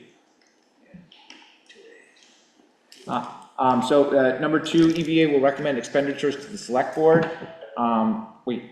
Other than some stuff which has come up for permitting questions, such as which we sort of came in knowing we were going to spend, like the historical review and wetland delineation, we have not really recommended specific expenditures.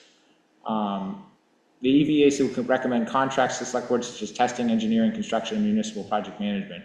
A number of those are recommended within the grant, subject to funding. Is the whole, okay. But we haven't completed that, or have we completed 3? So that's. But I think I would see it as somewhat iterative though, because I think it ties in a little bit with like, we have a number, like number 6, there's going to be a number of permitting applications that towns have to develop, and in order to develop the engineering for that permitting, we'll have to say, we need this permit, here's what we suggest about how the engineering to do it. So I would say So it's somewhat, three's it's not somewhat done iterative. yet. No, it's It's open, tied but to it's probably 6. tied to 6. I agree. Yeah, Okay. that, I see that as Alright. being logical. Other comments on that?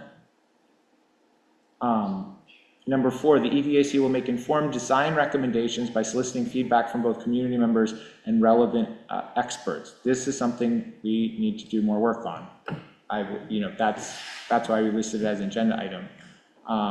Does that seem fair? Number 5, EVAC will make process recommendations about decisions such as how to sell parcels and pricing. We are going to discuss further a little bit more draft plans on that, but it's obviously something we need to do some work on. The EVAC will develop and prepare all permitting applications for the select board to submit on behalf of the town. That is obviously something that we're going to need to work on. I don't know if everybody saw it, but there was a nice, pretty thorough letter from Paul Bosford in the grant application that listed essentially his analysis of where we were on permitting. And for people who are curious about that, I think it's a fairly comprehensive overview. Are we going to have a discussion on permitting later in our discussion? Today? Yes, I or think, not? I think there's some conversation of it on the agenda. Okay. But, okay. 8, The EVAC will coordinate with other town committees, such as town parks, directly as needed, such as water, wastewater, roads, planning, rec, and public arts. This is not to say that there's no work to do to this, but the emphasis, at least in the assessment of the three of us when we sat down and reviewed this, was really on 4, 5, and 6, that we need to focus our attention as a group on further fleshing out these particular matters. I think that was our analysis, but I think the point is to have that discussion as a committee, see it is a fair point to say that some of these other things, like would we talk to water and wastewater around water and wastewater permitting, seems very logical, but in terms of the emphasis of the work that we're going to do in our subcommittees to bring to this group, it really needs to be on 4, 5, and 6. Share regularly share public progress reports, including compromises made to remediate perceived harms caused by the project. The EVAC will establish and guide working groups towards the goal of the village expansion. We have our working groups, and we'll appoint 1 or more liaisons to appoint the select board. We have our 2 liaisons. What happened to 7? Did you breeze by 7? Sorry. Oh, sorry, maybe I skipped it. I apologize. We'll develop an execution plan for overseeing the day-to-day construction, recommending professional agents. Largely, my sense is that was sort of spelled out in the grant. It might not be a day-to-day sort of plan, but it was, and Rick, correct me if I'm wrong here, there would be an owner's rep and a clerk of the works, and who have a professional capacity to really analyze that. I didn't, at least personally, did not, who's going to do the work was the question, not that we're in our capacity is going to supervise what they do day to day. That's right. That's how I understood that. Yeah. So just to flesh that out a little bit more, what I talked about with Liz when we were reconciling our 2 costs, she said what a project manager is to me, and an owner's project manager to me is something different, and a clerk of the works is a third thing. A clerk of the works is a person who is eyes and ears on the site for the owner. They don't make decisions, they report what they see. The owner's project manager does and oversees all of that, makes regular decisions day to day, and the project manager for the grant is overseeing the whole grant process. And that's the way Liz likes to do it, and it sounds real consistent with the way I've seen things done too. And so she and I are real consistent on that, and we can talk about that more as we go along. I really feel it's preliminary now to go through that. It's just, we've got other things we're going to have to do before we get to that point. But we can probably give a rough sketch of it so that the community can understand it. I can, we can create a chart, or Liz can. So I guess the question on that is, do we see as part of our mandate essentially probably taking some of these other things from the grant and starting to assemble them into some kind of document that responds to these specific points? Obviously, I know none of us want to come to these meetings forever and ever and ever, and our goal is to satisfy the mandate from the select board. So do we start to pull from the grant to assemble some of these things? Maybe us as co-chairs can work on that, and then we can go through it as a committee, just so I just love to be able to check some of these boxes off and say, like, I agree. yeah, we've got it that's done. right. Yeah, okay. Well, Yeah. I 100% agree with you, but I'm wondering if it's all in the grant, why isn't that acting as like, oh, it's. Maybe we should just say It's in there. C grant. C grant. Why create more work? That seems like a great idea. It's already compiled, a lot of it. Right. And we just need to fill in the gap. Maybe we should I think to be charitable to them, we could say, see the grant, these sections, or something like Yeah, that. yeah. Right. Yeah. Don't make them dig through all 25 Figure it out. attachments Yeah. and 38 pages. But that seems like the most efficient way for sure. Yeah. Yeah. Sorry. No. Yeah. Oh. Going back to number 9,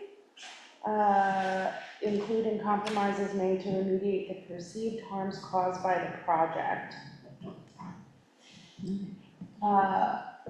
What have we done for that? What do we need to do?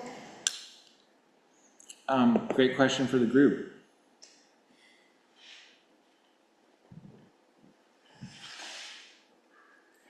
Read the question for those of us that are. No, I just want to look at it one more time. Number 9, EVAC will regularly share public progress reports, including compromises made to remediate the perceived harms caused by the project. So I'm sorry. I'm blurting. But my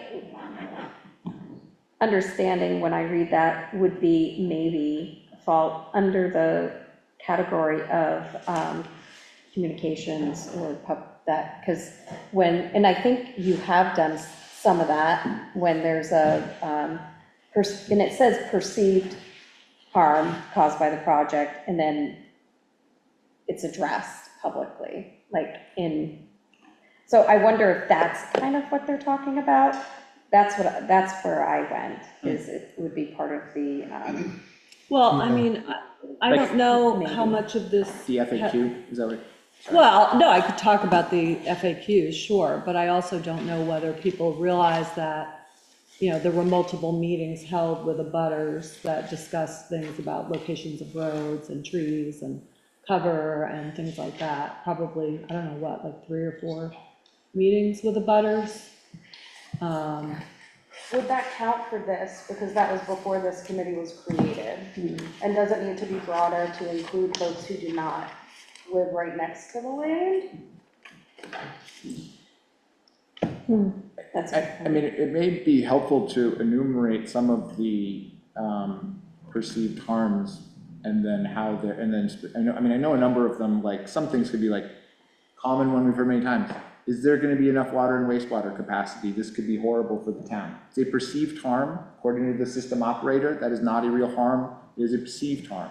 We've addressed it with an FAQ. That would be an example of something that says, there's a perceived harm around this, how do we respond? Right, there was a perceived harm mentioned by a community member about some particular thing relating to water that was close to the park and ride. We investigated that, we researched it, we got back to her with the answer. It was a perceived harm, but it was not actually deemed harmful by the water department. There have been a number of those kinds of issues that have been brought up. So, Yeah, I maybe think actions is a better word than compromise. Yeah. maybe that's Yes. something the communications committee, sorry to volunteer you. Oh, boy, thank you. We probably, in many of these, we have to start drafting something and it may be impossible to be comprehensive in all aspects of everything, but I don't know. I'm just trying to respond to how we could address this. Yeah, that does seem like something we could pull out of the communications committee. I also, just to piggyback on Lauren talking about the FAQs, other documents that speak to this will come in and we'll make sure they get online. So there's a statement from Engineering Ventures that is on the planning details and documents page, and it really gets into quite a bit about stormwater, and that is another instance of a potential perceived harm that is addressed. I mean, I think that, oh, sorry, Ken. Oh, but we don't broadcast that necessarily. I don't know if we have the information available, and if someone specifically brings it up, we will specifically get back to them, but we can just make sure that satisfies that need. So can I just clarify what she just said? So you guys have documents that you share only if people ask? No, they're all on the website, and I don't know exactly, they're all on the website, and they are all, many of them are referenced in the latest version of the FAQs. Okay, I just wanted to which were clarify what she updated said. around September 18th or so, after, it became apparent that there were some changing developments that needed to be reflected in the FAQs. But I would say in general, that the process has been, if people have brought up perceived harms or questions about the impact of the project, the communications team has gone to very, I would say, great lengths to research those questions and to get back to both the people who have asked the specific questions and to incorporate those into the information that is on the East Village Expansion Advisory Committee section of the website. Go ahead, Chris. So maybe tying Liz's comment about pulling from the grant and Lauren's comment about the FAQs together, maybe we just copy and paste the links to the right spots to all of these questions. instead of Yeah, I mean, we could, basically, at this point, now that the grant has been submitted, I could see going back into the FAQs and perhaps linking answers to specific parts of the grant application, if that is relevant. That seems like the best way to connect the dots to me. So, and, you know, there are a lot of attachments in the grant application that I'm sure would be useful. There are attachments on our website from, as Erin has mentioned, Engineering Ventures, you know, the water department, the wastewater department, the school, et cetera, et cetera. So maybe for our next meeting, the three of us can come to, I know everybody loves Google Docs, but we could start to assemble something that just, and maybe some of these could be handled by specific committees so that they're just, so that we have responses and maybe, and I think everybody's in favor of shorter rather than longer. That's what I'm hearing. I mean, I think we have most of the responses. We have done research Are you attaching the research? Sorry.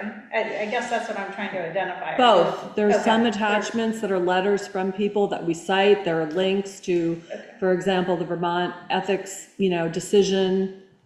If you've looked at the FAQs, then, you know, It's voluminous. it's very long. I mean, there's like probably 70 questions and answers. And some give links to other documents. Some refer, you know, links to the town website where we have attachments, et cetera. It's a variety of different references. So are we good just to, I mean, the purpose of this, as I understood it, and Lauren and Donnie, correct me if I'm wrong here, was just to bring these up as a committee so that we can sort of focus on like, how do we get to responding to these select board comments? We've made a lot of progress, we're moving things forward. This is our mandate. Let's identify where we've most largely done the work at this point and where we still need to focus our work. Does that sound right? Yes, it is. Yes. Yes. Okay, great. I think unless there are any further comments, I think we should move on. Okay. Then we're at construction and permitting. Rick, that's you. What information will be helpful for the November 4 vote? Archaeology, historical resources survey done, Aaron, so. Yeah, I think a lot of things are still in flux, and we're kind of at that point where there's some chicken the egg stuff that we're not going to answer in the next couple of weeks or a month as we go forward toward a vote for the town on buying the land.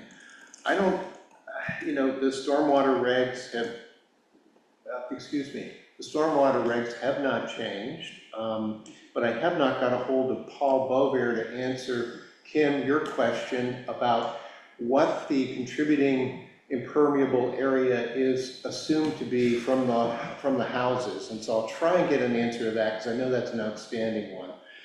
On other stuff, the wetlands, if people would like, I'll give you more information, but let me just say, I thought I understood it and we were in great shape. We had answered and crossed all the things off that we probably needed to do to give clarity to the community about what we needed to do. It's changed pretty drastically, excuse me, in the last little bit, so. You mean in what way? Well, there's been an executive order. Are people aware of that? No. Yes. I'm not. What is it? Okay, so We the talked- I think executive we talked order was issued recently, and it pertains to a lot of wetland issues, and so for one, the buffer may change. We're definitely impacted because we're an NDA. The buffer will probably shrink, and depending on how you read the NDA, we may not even be a permit required wetland on that site. So the whole wetland discussion may just completely go away. Rick, we should clarify what NDA is, just for people that may not know. And also that this is a development state area. executive order. From Governor Scott. From Governor Scott. Yes. Yes, not a federal executive order, it's Okay. a state Is this recent? executive. Was it Yeah, it was in the middle of So it might September. actually mean something as opposed to the process whereby I used to check spaghetti when I was in college and pick a strand out, throw it against the wall and see if it sticks.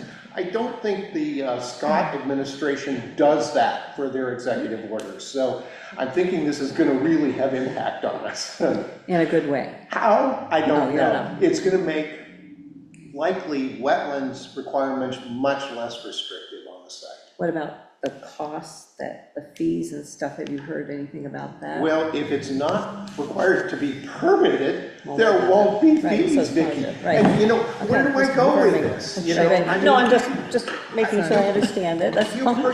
you bring up the questions that I don't have the answers to. That's all And right, so no I think, worries. I think we're good. it could potentially get better. Yeah, I don't see wetlands getting worse. great, But Okay. how, I don't know. okay. I have Okay, a general comment, You had a For you. permanent question earlier, yeah, permit, who did? you did. I did. You said- Oh, yeah, okay, so yeah, I do, this is, this is the question. Yeah. So they're intending to potentially, if everything goes well, purchase the land by, I think it's March, am I correct around there, March frame?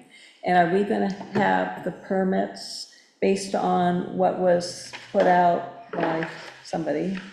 In the, I guess it might have been, it's this page, it's all about permits and how much time it's supposed to take to get all these permits. Are we gonna have the permits in place before they have to sign the document for the purchase of the properties? That's my question. I believe that the purchase and sale agreement, and this can be checked, is contingent upon the project passing all permitting, That's is one of the probably true. contingencies. Okay, that's probably very true. Yeah. Okay, that's what I wanted to know, thank you. I got off the hook on that one. You did, he All right, got you, he saved you. You remember that, you owe him one now. Yeah, remember that, Rick. I think we can move along here, So so, I just want to clarify something in reference to, you had said that the state's changing. I guess the next question, we just want to verify, because we are taking on a federal grant, how that impacts, because you said it's on a state level, not a federal level, but we're taking federal money. So we just want to make sure we're double checking that to make sure we're not setting ourselves up. Those So are the the things that I wetlands- keep going back to regulations. The wetlands are, we're currently verifying what we strongly understand to be the case, that the wetlands do not have federal jurisdiction. Okay. Therefore, it's only a state issue. How the state is going to deal with it, like I say, is not even to rulemaking yet, it's just an executive order. Okay. And likely, there'll be discussion about it in our state. Okay, I just wanted to make sure there's that layers I of don't think federal versus we're state. reasonably sure that the federal guy, the Army Corps of Engineer man, is going to back out of this discussion completely. I think we're gonna move on.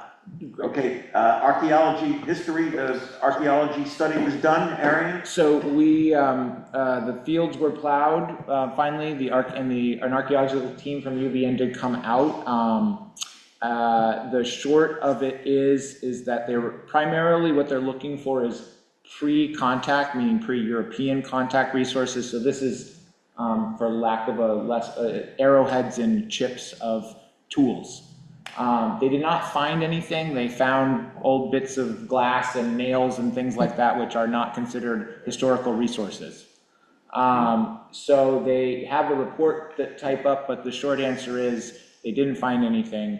And we did plow up all of the federally impacted area, and then they did a survey into the woods where the road and services would go, and also deemed that area did not have historical impact. They may label some spots outside of that area as potentially sensitive if the project were to expand, which I understand is standard course. They say, here's what we surveyed, but we can't confirm that the area next to that we didn't survey is fine, but the project, unless the project changes significantly, I think there's the caveats they put on all of their reports. So there may be some areas that they say, if you go here, you may need further research, but otherwise, the preliminary report, subject to the final report being in writing, is that there are no expected issues. That's good. Yeah. Budget and finance. Initial draft plot plan. This is, yeah. You had me down on this, but I don't. Yeah, this was essentially, let me pull up the document.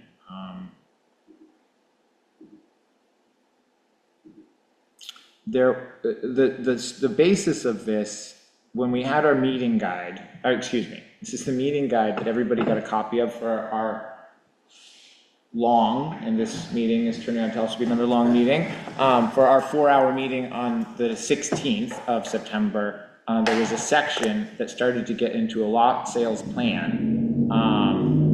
And ultimately, this is what was included in the grant, but it would be good that we talk through this. There are a couple of things to discuss specifically. I'm going to share this as well. And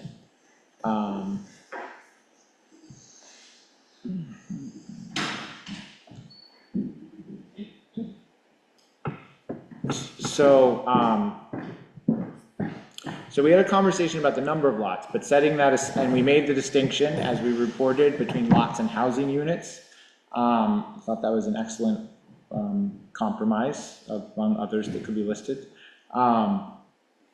We didn't get a chance to talk about this at that meeting, though, and this was the current idea, is that this was talked about at the public hearing, but we didn't talk about this as a group, is that in order to improve affordability, that of the remaining, so if we have 40 housing units, which we put in the grant, if there are 10 that come from Habitat for Humanity and 5 that come from Downstreet, that's 15. And there is Another 13. There's another 13 lots that remain that would equal the 28 lots that that have to be for low and median income housing. So for the remaining 13, we're giving the land to Downstreet. We have proposed essentially, the select board has signed an option with Habitat for Humanity, whereby the select board would be giving the land for their lots to them. The proposal would be not determined by the town, but determined probably by a third-party entity who deals with this kind of stuff, that the folks, for these qualified people who meet both income criteria and potentially other criteria, as we've discussed, would be selected and given the lots. And the rationale for that is that, put here, since coming up with equity, a down payment is often the single biggest barrier to LMI folks building a home. Offering folks the land for free can provide an equity infusion to facilitate construction loan underwriting. The projected value on lots is likely to be $60,000 to $30,000 range. Legal advice received from VLCT indicates that granting lots to persons who are both LMI and Plainfield local flooded persons using consistent selection criteria would be possible. This is in reference to an earlier meeting. I reported that we had gotten advice or legal advice from the Vermont League of Cities and Towns that basically said if it's the town's land or the town's money, and we are consistent and what's the other word? Impartial, that we can do that. So this is the beginning of a proposal around lot sales, whereby the other 12, which are not LMI, would be listed on the open market as available with a realtor, just like anything else. Whoever comes along and buys them, the pricing is still to be determined, probably subject to final costs and how much money we get from grants and other sources. This is a sketch. This is a draft. These are ideas. Some of them made it into the grant.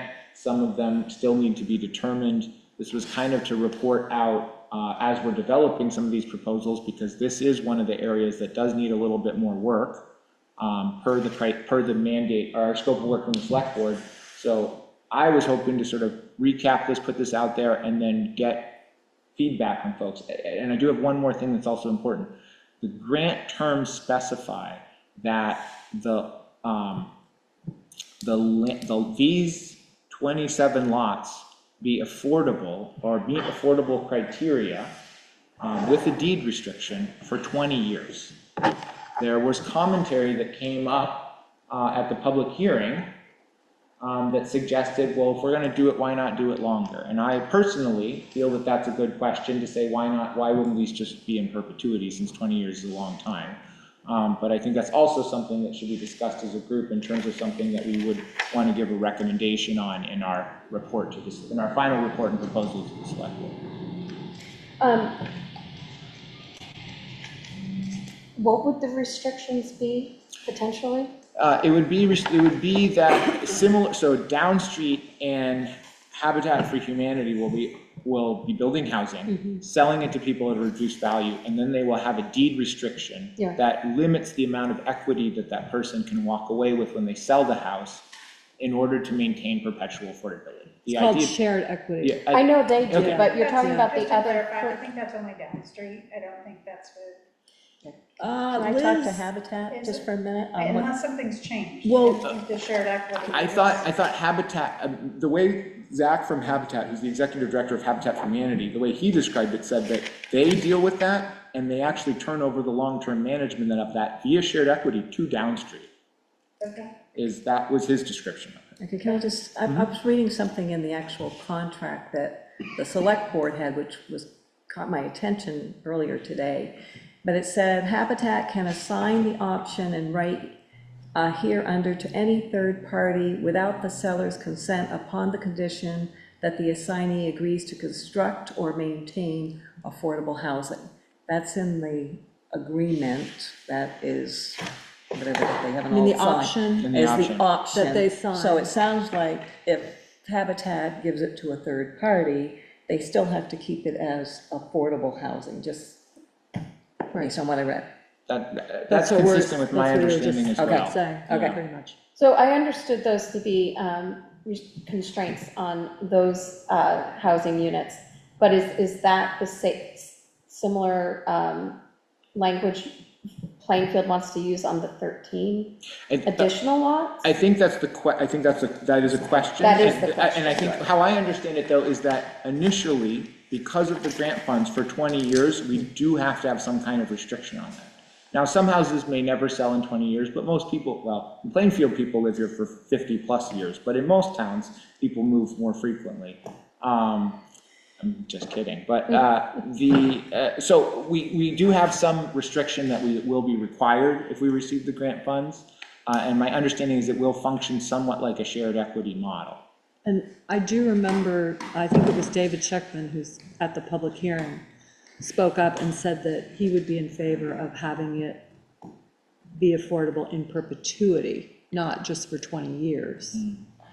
So, and I don't know the answer, so I'm asking, so what does that do for like the town revenue in the future? I mean, It if hurts it hurts it, right? So isn't that, don't we have to look at that too, as far as what we're saying here? Or does that adjust the tax basis? Yeah, I'm not, I think it's a I think very, we I have to think look that's. into that. I- I'm not sure that- I think we need to look definitively into that. It does though, with Habitat for Humanity or Down Street anyway, that there's a totally separate tax bracket. So who's looking into this? I'm writing down the question, I'm happy to put this out there in the email that's going to Pat Moulton that Tammy's gonna start. Can I ask it in a really kind of basic way? And I may just not be getting this at all, but, so the town gives the lots for Habitat, we'll just pick on that for a minute. There's a shared equity agreement with the owner. We assess that at some rate, and who starts paying taxes, Habitat or the selected buyer owner? Who does the buyer owner then pay taxes as of when they take possession of it? I mean, I would imagine, and this is, I'm not a tax professional, but I would imagine the taxes are assessed to whoever owns the property, and usually those are prorated at closing for the period in which they own the property. So I can maybe speak to a little bit of that. I read something that said the Vermont property tax transfer was the buyer, this is for Habitat. The Vermont land gains tax was the seller's responsibility, and the land use change tax was supposedly the buyer's responsibility for the Habitat piece. I don't know if that helps or not. But those are all one-time taxes. Yeah. I agree, Are we talking I about must say, property? Yeah, we're talking about Yeah. annual property Property collection. tax. Oh, okay. Yeah. Yeah, I'm just trying to understand what the revenue side of the taxes are, because I mean, we're essentially taking a land purchase and we want to be able to pay that back, and how do we go about doing that? That's, we're presumably doing it out of the increased tax base from the habitat and the downstreet houses. No, from the market rate lots to pay off the loan. And from the sales of the market rate lots. That's, And from the sales of the market rate I mean, lots. Yeah, so for example, if we have a $600,000 loan, which is the number that's been proposed for the bond, and we have 12 market rate lots, Right. and let's say, maybe this is optimistic, maybe it's not, but for the sake of the conversation, we sell 12 lots averaging $100,000 each. That's $1.2 million. We take half of that and we pay back the loan, and the other half of that. So the loan repayment as conceived within the grant framework is to be paid back by the full market value lot sales. But if those don't sell for a period of time, and we don't know what that is. Sure. There's presumably income coming in from taxes on the habitat and on the downstreet houses that kicks us off, that could potentially pay some of the initial costs, because those are gonna jump right out of the blocks. We know Yeah. those are gonna happen. That seems, well, Josh, you would probably know the answer to this, like what the assessed value of a piece of property in town, does that just change once a year when the listers sort of look at it? Or does that, like if you build a house, do they come out right away and change the value, or how does that work? That's a lister question, I don't really know that, but I was just at the Board of Abatement hearing and kicked you all out. One of the things like that, like for example, the theoretical lots we're talking about, we want to talk about their taxable value. Like the tax assessment on a piece of property that has water and sewer in Plainfield adds $25,000 in value to that property. So even if the value of the land was $0 and it had water and we had no land value tax, we're already, that valuation is at 25,000, because, when we did the calculations for the taxes to abate for the fire, that was the land value there. So, so like right off the jump, you got at least that much just for the hook. If there's a purchaser that owns it, but if the town owns it, that's, We don't pay. right, We pay it, right? it's nothing. But, We don't so pay. Habitat buys the lots. No. They're tax exempt, I'm assuming, for property tax? I don't think so for No. that.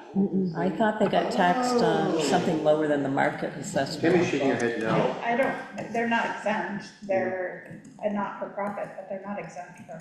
And the people who buy an apartment from them, if they have a they're not exempt either.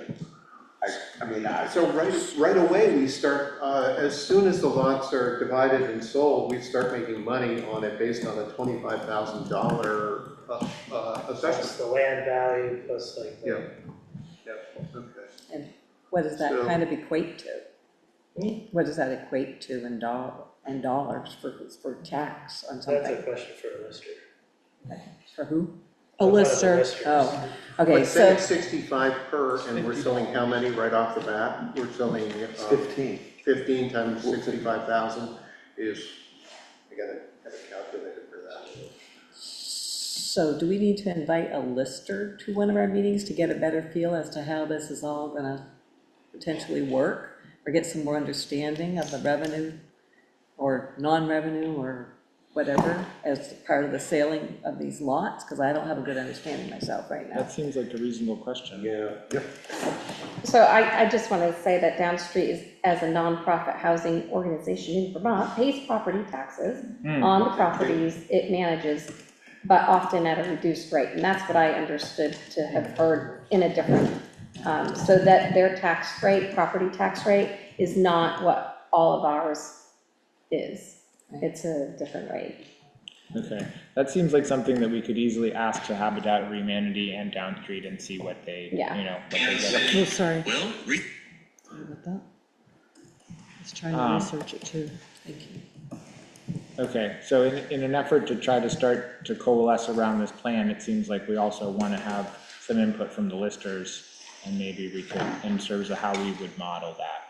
Sounds right? Yeah, I Yeah. think education's important right now. for I think this. this would be really interesting to know prior to the vote on the purchase of the land by the town, because it doesn't really seem like there's a simple way to lose money on this for the town. There's a lot of upsides to it in terms of tax revenue. That's my quick calculation, but tell me what I'm missing here.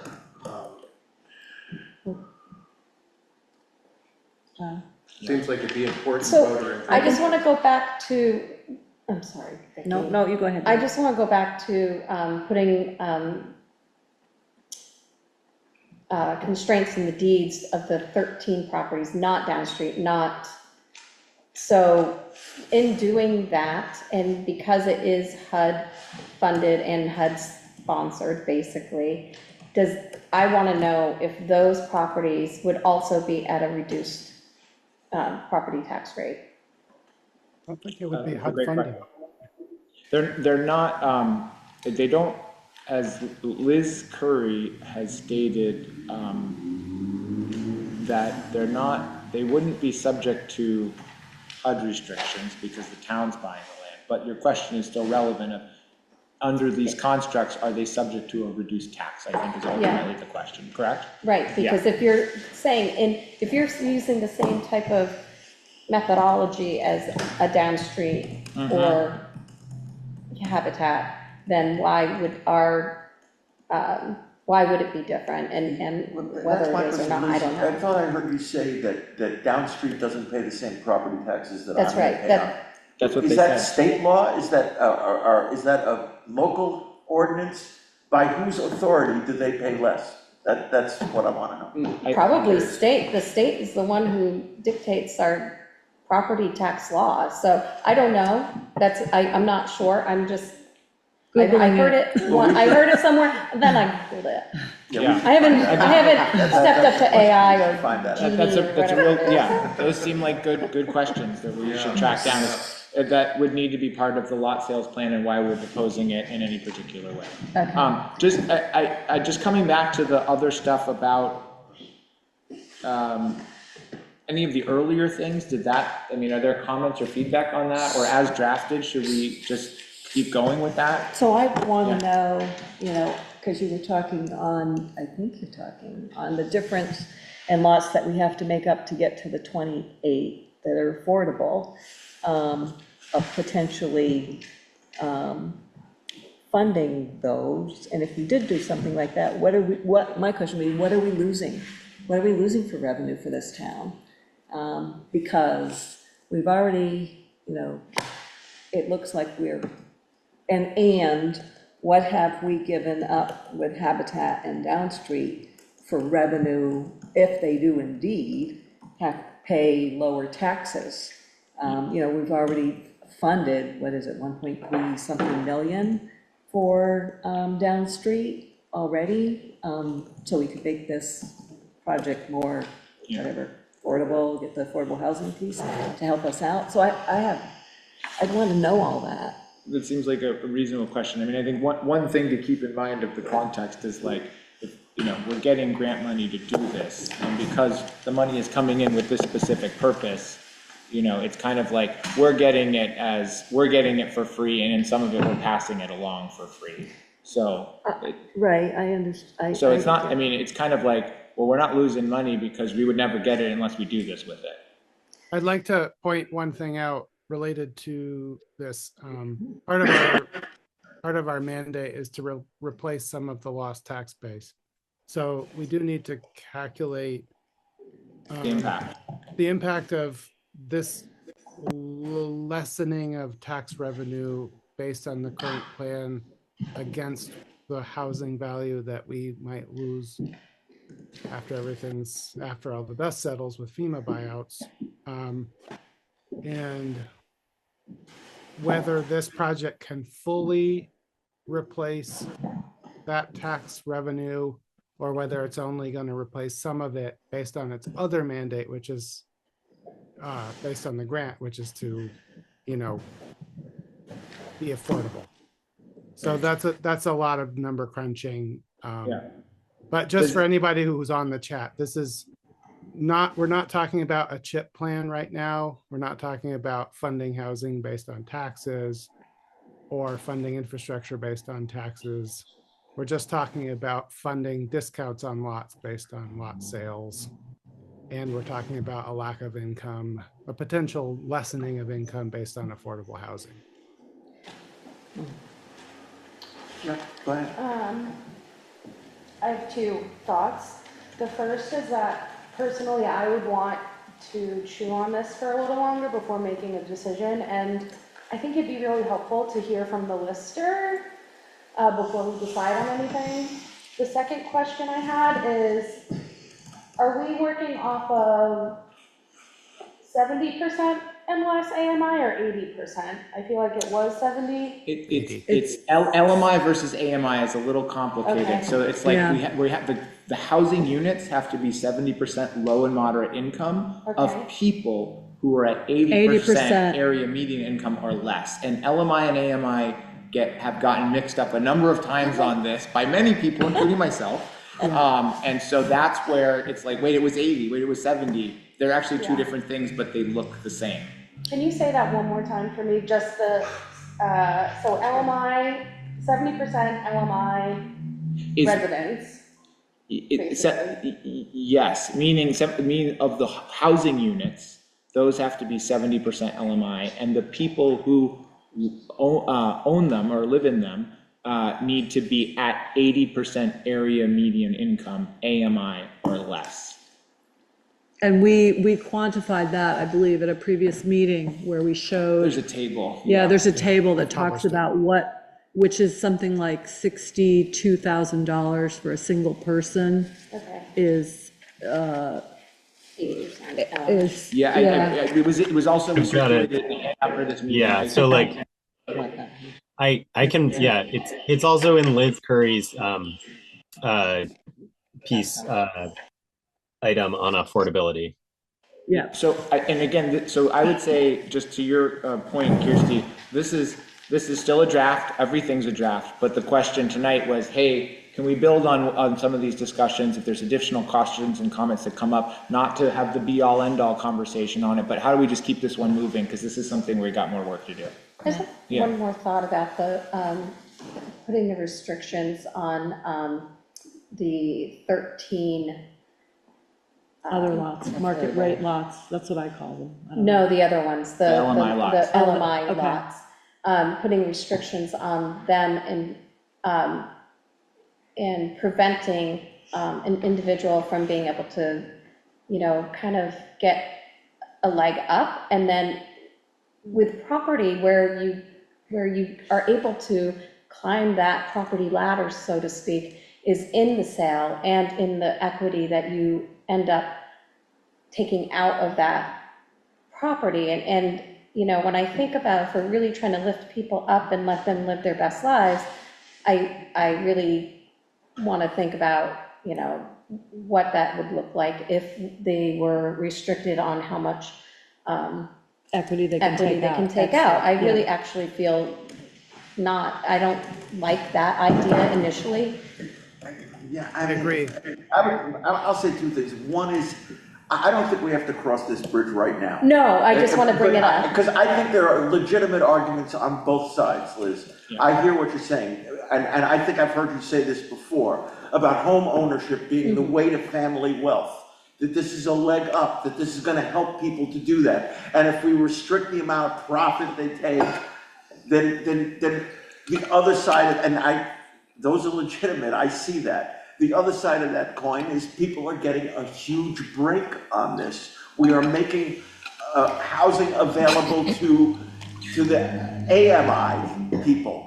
And should it stay that way? There's legitimate arguments on both sides of this. No, I get it. That I can see, and I think we should keep this discussion going. Yeah. I don't see any reason for us to make a decision on this now. No, I just we wanted, can't I didn't possibly. think so, I just We don't wanted have the to information. Put it out there. put that Yeah, out there. absolutely. Go So ahead. I'm just gonna throw out ideas, this sounds like more of an idea throwing thing, but why doesn't the town look at leasing the lots versus, selling them, so that if somebody sold their house, then the leasing of the land goes along with that. Like they don't own the land. And that also gives us the ability to identify, like if you don't build on it within a period of time, then we have more restrictions and ability to get access back to the land. Just throwing out ideas. Who pays the taxes on the leased land? It typically, well, yeah, I don't know how that would work, but yeah. One thing Liz Curry pointed out, just on regard to some of these, is that when you have a shared equity arrangement, and there will be some restrictions from the, Habitat for Humanity and Down Street have this worked out. If the town has to do this for these other lots, which we will be obligated to for at least 20 years with the grant fund, I think our decision is the recommendation of, do we suggest longer than that or keep it to that? That, again, this is all under the context of the grant. But there needs to be an entity that's responsible for maintaining that. And so it would probably be something where we would go to a housing organization, because Liz said the town probably doesn't want to be involved in this, and they take a certain amount of money from the sale to cover their costs for administering the shared equity aspect of the transaction. And it's not a huge amount, it's not like they're getting rich off of it, but they have administrative costs from keeping track of all these things. So there's a consideration, if the town were to use any alternative arrangement, who's going to actually administer it and how does that effectively take place? So, yeah. Maybe a way to deal with the shared equity, because I hear what Liz is saying, and what if somebody puts all sweat equity into the building? They didn't put any sweat equity into the land, and so maybe the shared equity is land house, in terms of a shared equity arrangement, if we decide to go this way. So that if somebody builds a really nice craftsman carpenter house, they get the embedded equity in that. Whereas they didn't pay anything for the lot, then maybe that stays with the entity, whatever that is, whether it's leased or whatever it is. Maybe it's But leased to own. some way of recognizing what somebody is putting in. Josh, great question. Yeah, I think what I've heard from about other shared equity elsewhere is that the land is what carries that share, that carried forward to that affordability. So sometimes there's also a portion of the value of the home as well, but the land is the main chunk of that keeps that location affordable, so that you are constrained in improving the value. Yeah, I mean, I think unless there are any, there's a lot of questions here. I think some of those, we'll I'll try to track down some answers and work with Lauren on the draft sales plan. I also think that the key piece is if we're selling lots in perspective, so you hand somebody a lot, you've just given ownership and at no cost, but yet now we need a house on it. And that's something that we really need to focus on. How do we create a program that's going to guarantee us the end result? Yeah, I think, yeah. And how is that going to be enforced? And because if you're starting to give lots away, you have 13 people, and granted, they have good intentions, but I can tell you that there's lots of things that happen that make construction delayed or not happen. So there was previously there was a conversation that for all lots, whether they're the normal market rate lots or not, that there's some kind of deed covenant on there that they got to start construction. They got to either begin construction or have habitable construction within a certain period of time, or there'd be a clawback. A callback of what? The Of funds? the Of the land. grant funds? Of the or- land. No, the land, for the person. but it's enforcing that. Yes. So what's the cost there? And what does Yeah, I mean, that but really I pertain mean, to? to I your don't question, know. you got to do something. So Right. how do you do it? And Right. everything takes time and money. But those yeah. are things that we just need to evaluate before making a program, because you start giving lots away, and now we have so then it's gonna cost us. So now we have no revenue to even take back. That's my point, is that we have to. It's not a revenue question. It's a reclaiming of the land is the proposal. There's a cost though. So if you had no revenue, now it's a cost. Do you see what I'm saying? If you have to take back a property or Sure. enforce something, Sure. there's cost associated. So when you have no leverage of risk, just like a lender charges interest, if they have to foreclose on that property, they hope they're still in the positive or hope to be in the positive, right? I mean, they leverage their interest rates accordingly. So we have to kind of think about that. If you're handing something for free, if Yeah, you there's a- have I to mean, enforce or leverage something, it's gonna be a cost. Yeah, I would argue that there's a risk with any lot, whether it's for free or sold otherwise. So Yeah. can you, I would like to move us on. Yeah. I think Yeah. we should, you want to have the last word, Vicki? Go ahead. I just want to know if you didn't sell those remaining lots to make up to the 28 and people had to buy them, would you still need the deed covenant on those remaining lots? Not the ones that are going for market value, just the ones that are in, we have to make up for the affordable housing. I'm sorry, I don't quite understand your question. So we got Habitat, we got Down Street, Yeah. we need a deed covenant for those. We've got 13 more, whatever, to get to the 28. On the 13 that we have, if we were selling the lots outright, like we are with the remaining ones, do we have to have a deed covenant on those if we're selling the lots, those ones? Like if we, rather than giving them away if we sold Yes, them? I My just- understanding is that the grant requirements are a 20-year affordability restriction on those LMI lots. Whether you give them away or Yeah, not, it's whether just you- the lot itself. Okay, thank you for clarifying. The how, I guess it's, yeah, I mean, ultimately, it's probably the housing unit, and if you want to get super technical, but the restriction has to be on the LMI housing. That's how it's explained. I think there's also a timeline where those houses have to be built. Yes, by Yes. December 5 2030. years or 6 5 years. Yeah, December 30? December 2030. Yeah. I'm gonna move us along, folks, because it's getting late. Eli, have we skipped your extra stuff? But you have the floor now anyway for all the things that you may want to talk about. Thank you. I'll try and keep it brief. So the thing that's on the agenda, the prospective buyers meeting, I have organized a meeting and emailed everybody that I have an email for, and we're gonna meet from 10 to noon this Sunday in the where you are in the Opera House, and we're gonna talk about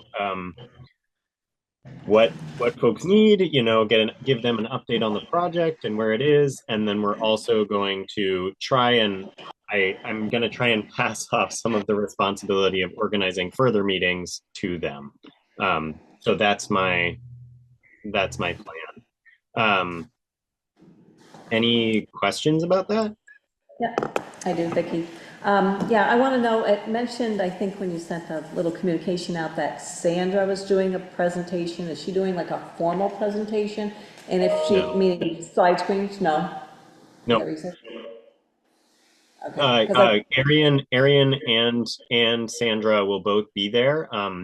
Arian will be there as a reference for an expert on the grant, so that if they have questions about the grant, and Sandra will be there as an expert on as an architect, so that if they have questions about building or the process, someone will be able to answer those.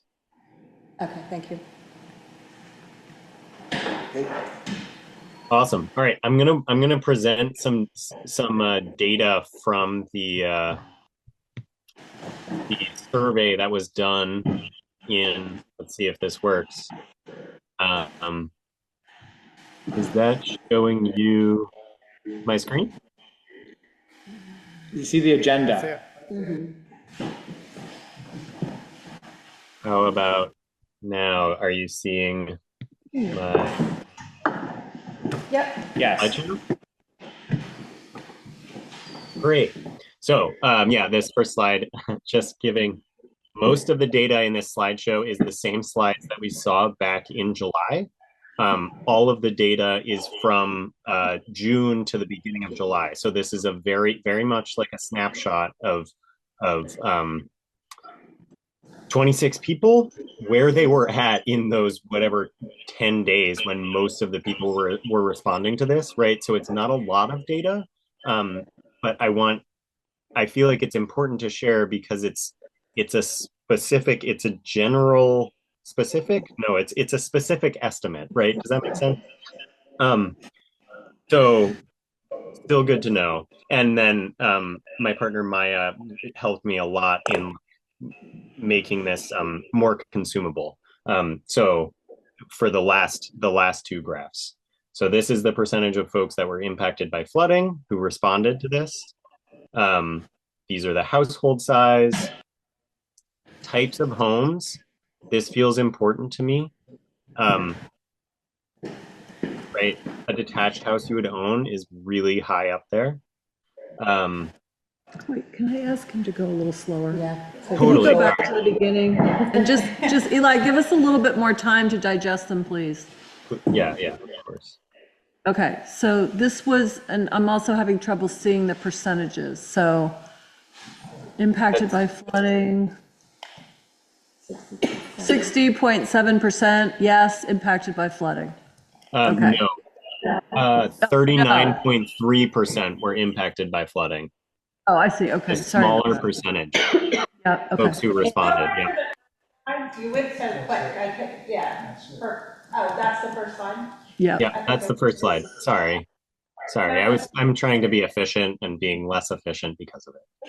And these, and you got to the 28 responses again, how? 26 responses. Sorry, we've moved So on. these 26 responses, I think we just, I'm sorry, what was that? It does say 28. Oh yeah. I'm sorry, I'm getting my numbers mixed up. Yep, it does say 28. So the 26 is from later. There are other slides where we excluded two folks. These responses were gathered by us sending out this survey to anyone whose email we had who might be interested in living on this land. And so we got those. We reached out to people on the FEMA buyout list. We reached out to people who we just knew. And we reached out to a list of emails that we had from earlier in the Do you happen to know how many of these people are outside of Vermont, or are they all in Vermont? I don't off the top of my head. No, I don't off the top of my head. A majority are in Vermont.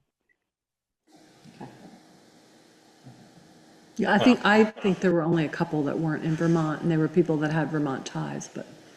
Yeah. And for example, in further communication, in continuing to try and communicate with this whole group, someone responded and said, I think not answering this, I sent them this, and they said, I'm not going to answer that because I gave you my email when my daughter was thinking of moving there and she's no longer right. So anyway, does that next slide, does that make sense? Yes. Great. Okay, household size. So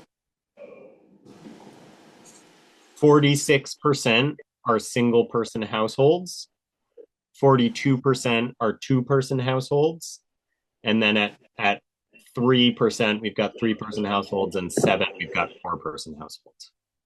So majority are 1 and 2 person households. There was a very convoluted question about what type of home folks would like to own, and these were the options that we gave. So I think what's important to get from this are that most folks are interested in owning a single family home. There's a significant percentage that are also interested in owning a duplex. And then some people are more interested in a property that's more like co-ownership or flexible, right? These 2 points, open to any of the owning options, and flexible should be conglomerated. Important to note though, right? These people are owners, these people are flexible. So there's not that many folks who want to rent. And that's also what is reflected here, right? 10.3% said maybe they don't want to own their own home. Maybe they do, but 90% said, yes, I want to own my own home, right? Of the respondents to this survey. This is a question that's about how comfortable people are with taking on debt. You'll see the majority, it leans towards the right over here, where most folks, 40%, were saying that they would take on debt if it lets them get their ideal situation, right? So this is just asking, how comfortable are you with getting a loan? And some people not comfortable at all. Most people are trending towards the right side of this, where they're more comfortable getting a loan. This is, are you interested in contributing labor to keep the cost of your home down? And again, most folks really would like to build equity by building their house. So very few said no. I don't want to contribute labor at all. This one was a little more spread, I feel like. But this is, do you need to get a loan? Do you think that you will need a loan? Was the premise of this question. Do you think you have enough savings or assets to cover the whole cost? We had a good amount right in the middle, and the highest percentage, 37%, at a 1, meaning they absolutely would need help. Is this feeling useful for everybody to see all of this? Great. Yeah, Awesome. absolutely. Thanks. This is the chart that Maya spent so long on and really helped me understand better. So it does, so please ask questions. I'm going to try my best to explain it, and then we can clarify. So over here we have the max budget, and people answered the question of what percentage AMI they are, right? So I listed each AMI based on the person and the household. So 30%, and gave a series of numbers. For one person, it was this number. For two people, so they did their own math, answered the question, and that determines where each dot falls vertically on this graph, right? Because we used the chart that took their AMI and gave a max number that they would be approved for a loan by a bank by. Then Sandra Bitsboom, took all of the answers that they had about how many bedrooms they want their house to be, how big they want it to be, how large of a yard they want to have, how many parking spots they want it to have, whether or not they want to have a garage, right? A bunch of information, and compiled it into a price that they would have to pay to get the situation that they described, including all of the infrastructure and all of the land. And that number determines where they fall on this graph. So this green number, if they're above this green line, then they're in good shape, right? They've got enough resources, or they would be approved for a loan that would cover their desired household, right? So it's looking not great, right? These folks are in the worst situation, where their budget doesn't match their desire.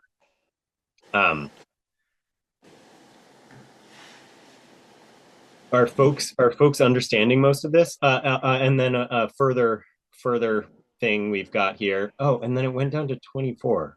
We excluded 2 people because one person was describing moving their house up the hill, and one person was only interested in renting.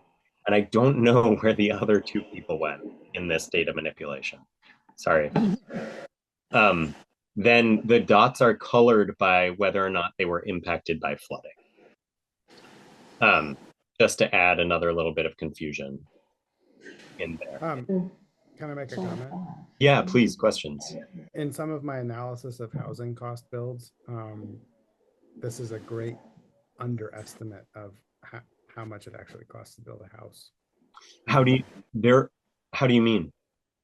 Just the square foot cost of building a house, even if it's on a pad, you know, even if it's tiny.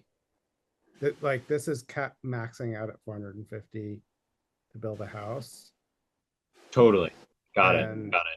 The average house build, like 1,300 square feet, 1,200 square feet, is 600 right now in Vermont.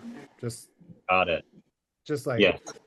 Like, I think actually everybody is under the line. That's just my first initial look at that max budget part. Got it. So what you're saying is that this line, total value of their desired home, is inaccurate? Just to build, like, if you're talking about housing value versus build cost, the build cost is insane right now. Like, even if it's DIY, even if you're doing like what my neighbors are doing. But not considering manufactured homes, right, Walker? Like, I think if it's considering manufactured homes, then maybe it's closer, but you know, I guess the square footage is the question that I have there. That is the question, yes. And so Sandra is the one who generated those numbers, right? So I'm showing you the data. It was my intention to show you this data. This is the data that we extracted that information from, right? So Sandra has most of the questions in this graph. I've tried to understand it, but I'm not sure I totally do. But right, like, for example, she made the assumption of a lot size at 1/20th of an acre being $30,000. And then, you know, the calculated out the square footage of the home based on like having a studio or a garage space, how many cars. So I see like most of the footprints are within the like less than 1,000 square feet range. So maybe that's accurate. Very, very small. Yeah. And for example, I don't know what house min is or house high. But then added together the house minimum cost with the lot price to get the total value of their thing, and took their percentage AMI and used that to reference a max budget. And so essentially what the graph is representing is these two numbers that Sandra came up with. All right, so just for the committee to know that we're talking about small houses. These aren't the standard sized houses that are being built currently in Vermont. Yep, I think that's probably accurate. And do you know if she's talked about, because we're looking at these small lots, have Sandra mentioned anything about the like fire codes being so close? Because I think there's like a requirement, if you have lots that are close together, they're required to have like a fire resistant or something in reference to that. Because I know that there's something like mobile homes have to have a certain spacing because of that or something. Did she mention anything about that? Tammy, I can answer that. Oh, there you go, thank you. I'm going from memory, and my memory is not good, and it's been a long time, but I'm thinking it's like 10 feet or something like that. That you have to.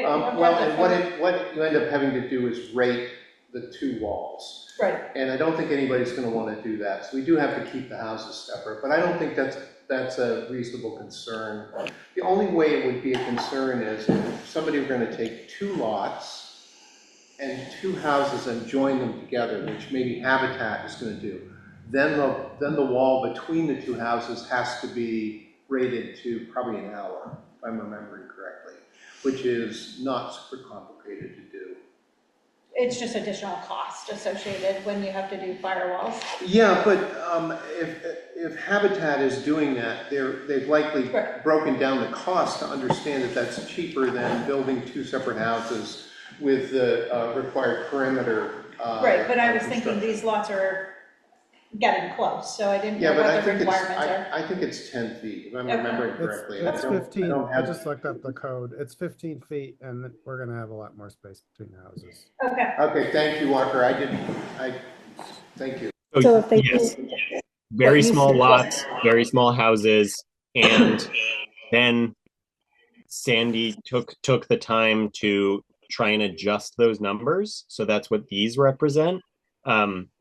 Messed around with, right? They said, I want a 5-bedroom house that's 900 square feet. And she said, okay, that doesn't match up with your budget. How about a 4-bedroom house, right? Those are little bedrooms. So anyway, so messed around and tried to readjust those values, tried to manipulate that data, right, and figure out where costs could be kept down. And the feedback that I've gotten from Walker, right, is those costs are going to be high anyway. Potentially. Potentially, right? I would like to do a little, if you can send me those numbers a bit, I would love to, yeah. And I will, and then, these are, again, specific estimates, right? Does that make sense? Yeah. So then those realigned values, if I enter back into slideshow, are represented here, where things are clustered a little bit more tightly, right?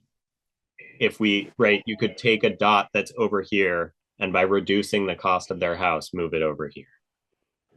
So there is, and I reached out to all of those people and said, talk to us, and only 2 folks have, or 2 or 3 have been in contact and been like, and we've talked through the numbers. And of those 2 folks, they both stated that yes, they would make those sacrifices to get into a home, right? So I think that's important to know. It's only 2 people, right? This is a smaller subsection of a smaller subsection of a population, of a snapshot of where people's heads were at in June and July. These are the assumptions. Yeah. And then I just wanted to also say, yeah, so the 2 folks that I've talked to confirmed that they would give up square footage and acreage just to get into a home that they own. And then my personal feeling is, there are so many what ifs. One of my big what ifs is, I just trying to say it out loud, right? What if the bottom falls out of the housing market? We get people into this situation, and then the bottom falls out of the housing market. We get people into that 500 square foot house on a 20th of an acre, and then their actual ideal becomes available to them at their affordable rate, right?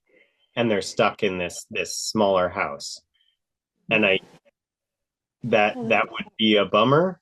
And I don't think that is enough of a risk to not do this project. Does that make sense? Yep. Great. That's my soapbox. Feeling about small housing is that there's quite a bit of desire for it. I think I've been hearing this directly and through our various surveys. And so, someone on an upward swing who might find a larger house at a good price, I don't think they'd have too much of an issue selling the house. But. Yeah, at the housing conferences that I've been attending, I mean, I think the fact that your chart, Eli, said that was like 46.1% of the people were single people, and that was basically confirmed or emphasized at some of the housing conferences I've been to, that the majority of a lot of the need for housing is for single people. Right. Another thing I forgot I wanted to highlight is just, right, what $30,000 which is what some of the data was estimating a 20th of a lot, what it was factoring in, where that would bring people in relation to this line, right? If that would move this person over $30,000, they would be on the line with their reduced expectations, right? So yeah, it's tough to talk about all of these general and theoretical, and we tried to get some numbers and some specifics on them. Have these people actually got pre-approvals, or are they just going on what's it, none of them's got pre-approvals? No, one of the people that I talked to had gotten, we reduced their expectations to a number, and they told us that they had gotten that same number approved last year. But aren't the pre-approvals only good for a certain amount of time? Yes, but absolutely, the but concept of Yeah. what's affordable, so if you look at today's debts and you look at Right. what your today income is, as long as you're staying in that same range. You should be- In perspective, you yeah, should be able, okay, obviously, if you get a new car, which Right. again, it was happens. reassuring to me. It was reassuring to me to hear, like, okay, that is true. They got a loan approval for that amount that we estimated. So this is do they ever look Okay. at their assets when you're getting your loan? Yes. Then, and that doesn't have any, you have income in there, do you have assets in there? Well, assets not in the sense of qualification, Okay, not that's what I- affordability, okay, doesn't come that's what in I with wanted to know. assets. Assets has to do with your down payment. Like down street, if you have too much assets, you can't qualify for down street. Right. So assets are taking a place, but not like affordability. All right. Folks, we've managed to have another marathon meeting. And You we want me have to stop coming? two more items on the agenda that I'd like to get to before we break. Can we do that? So Thank you. check. Thank you, Eli. Thank you, Eli, that was so good. Yeah, thanks a lot. Communications, Lauren? Yeah, just that we had a story on Champlain Valley TV, I think it was on the 26th of September. There is a producer from PBS who came and filmed the hearing, I believe it was, and then also interviewed people on both sides of the, with both perspectives on this, people who are opposed to it, people who are for it. And I don't know when that's airing, because they don't yet know either, but I will let you guys know. And the only other thing is that I believe that because there seemed to be significant feedback, or at least some very strong feedback at the public hearing about the need for paper mailings to people, to let them know about dates of different meetings, votes, et cetera, et cetera. I have been in touch with the select board. I think that they are considering a paper mailing about the November 4th vote that would go to every mailbox. The difficulty is that every time you do one of those mailings, it costs, somewhere between $500 and $1,000.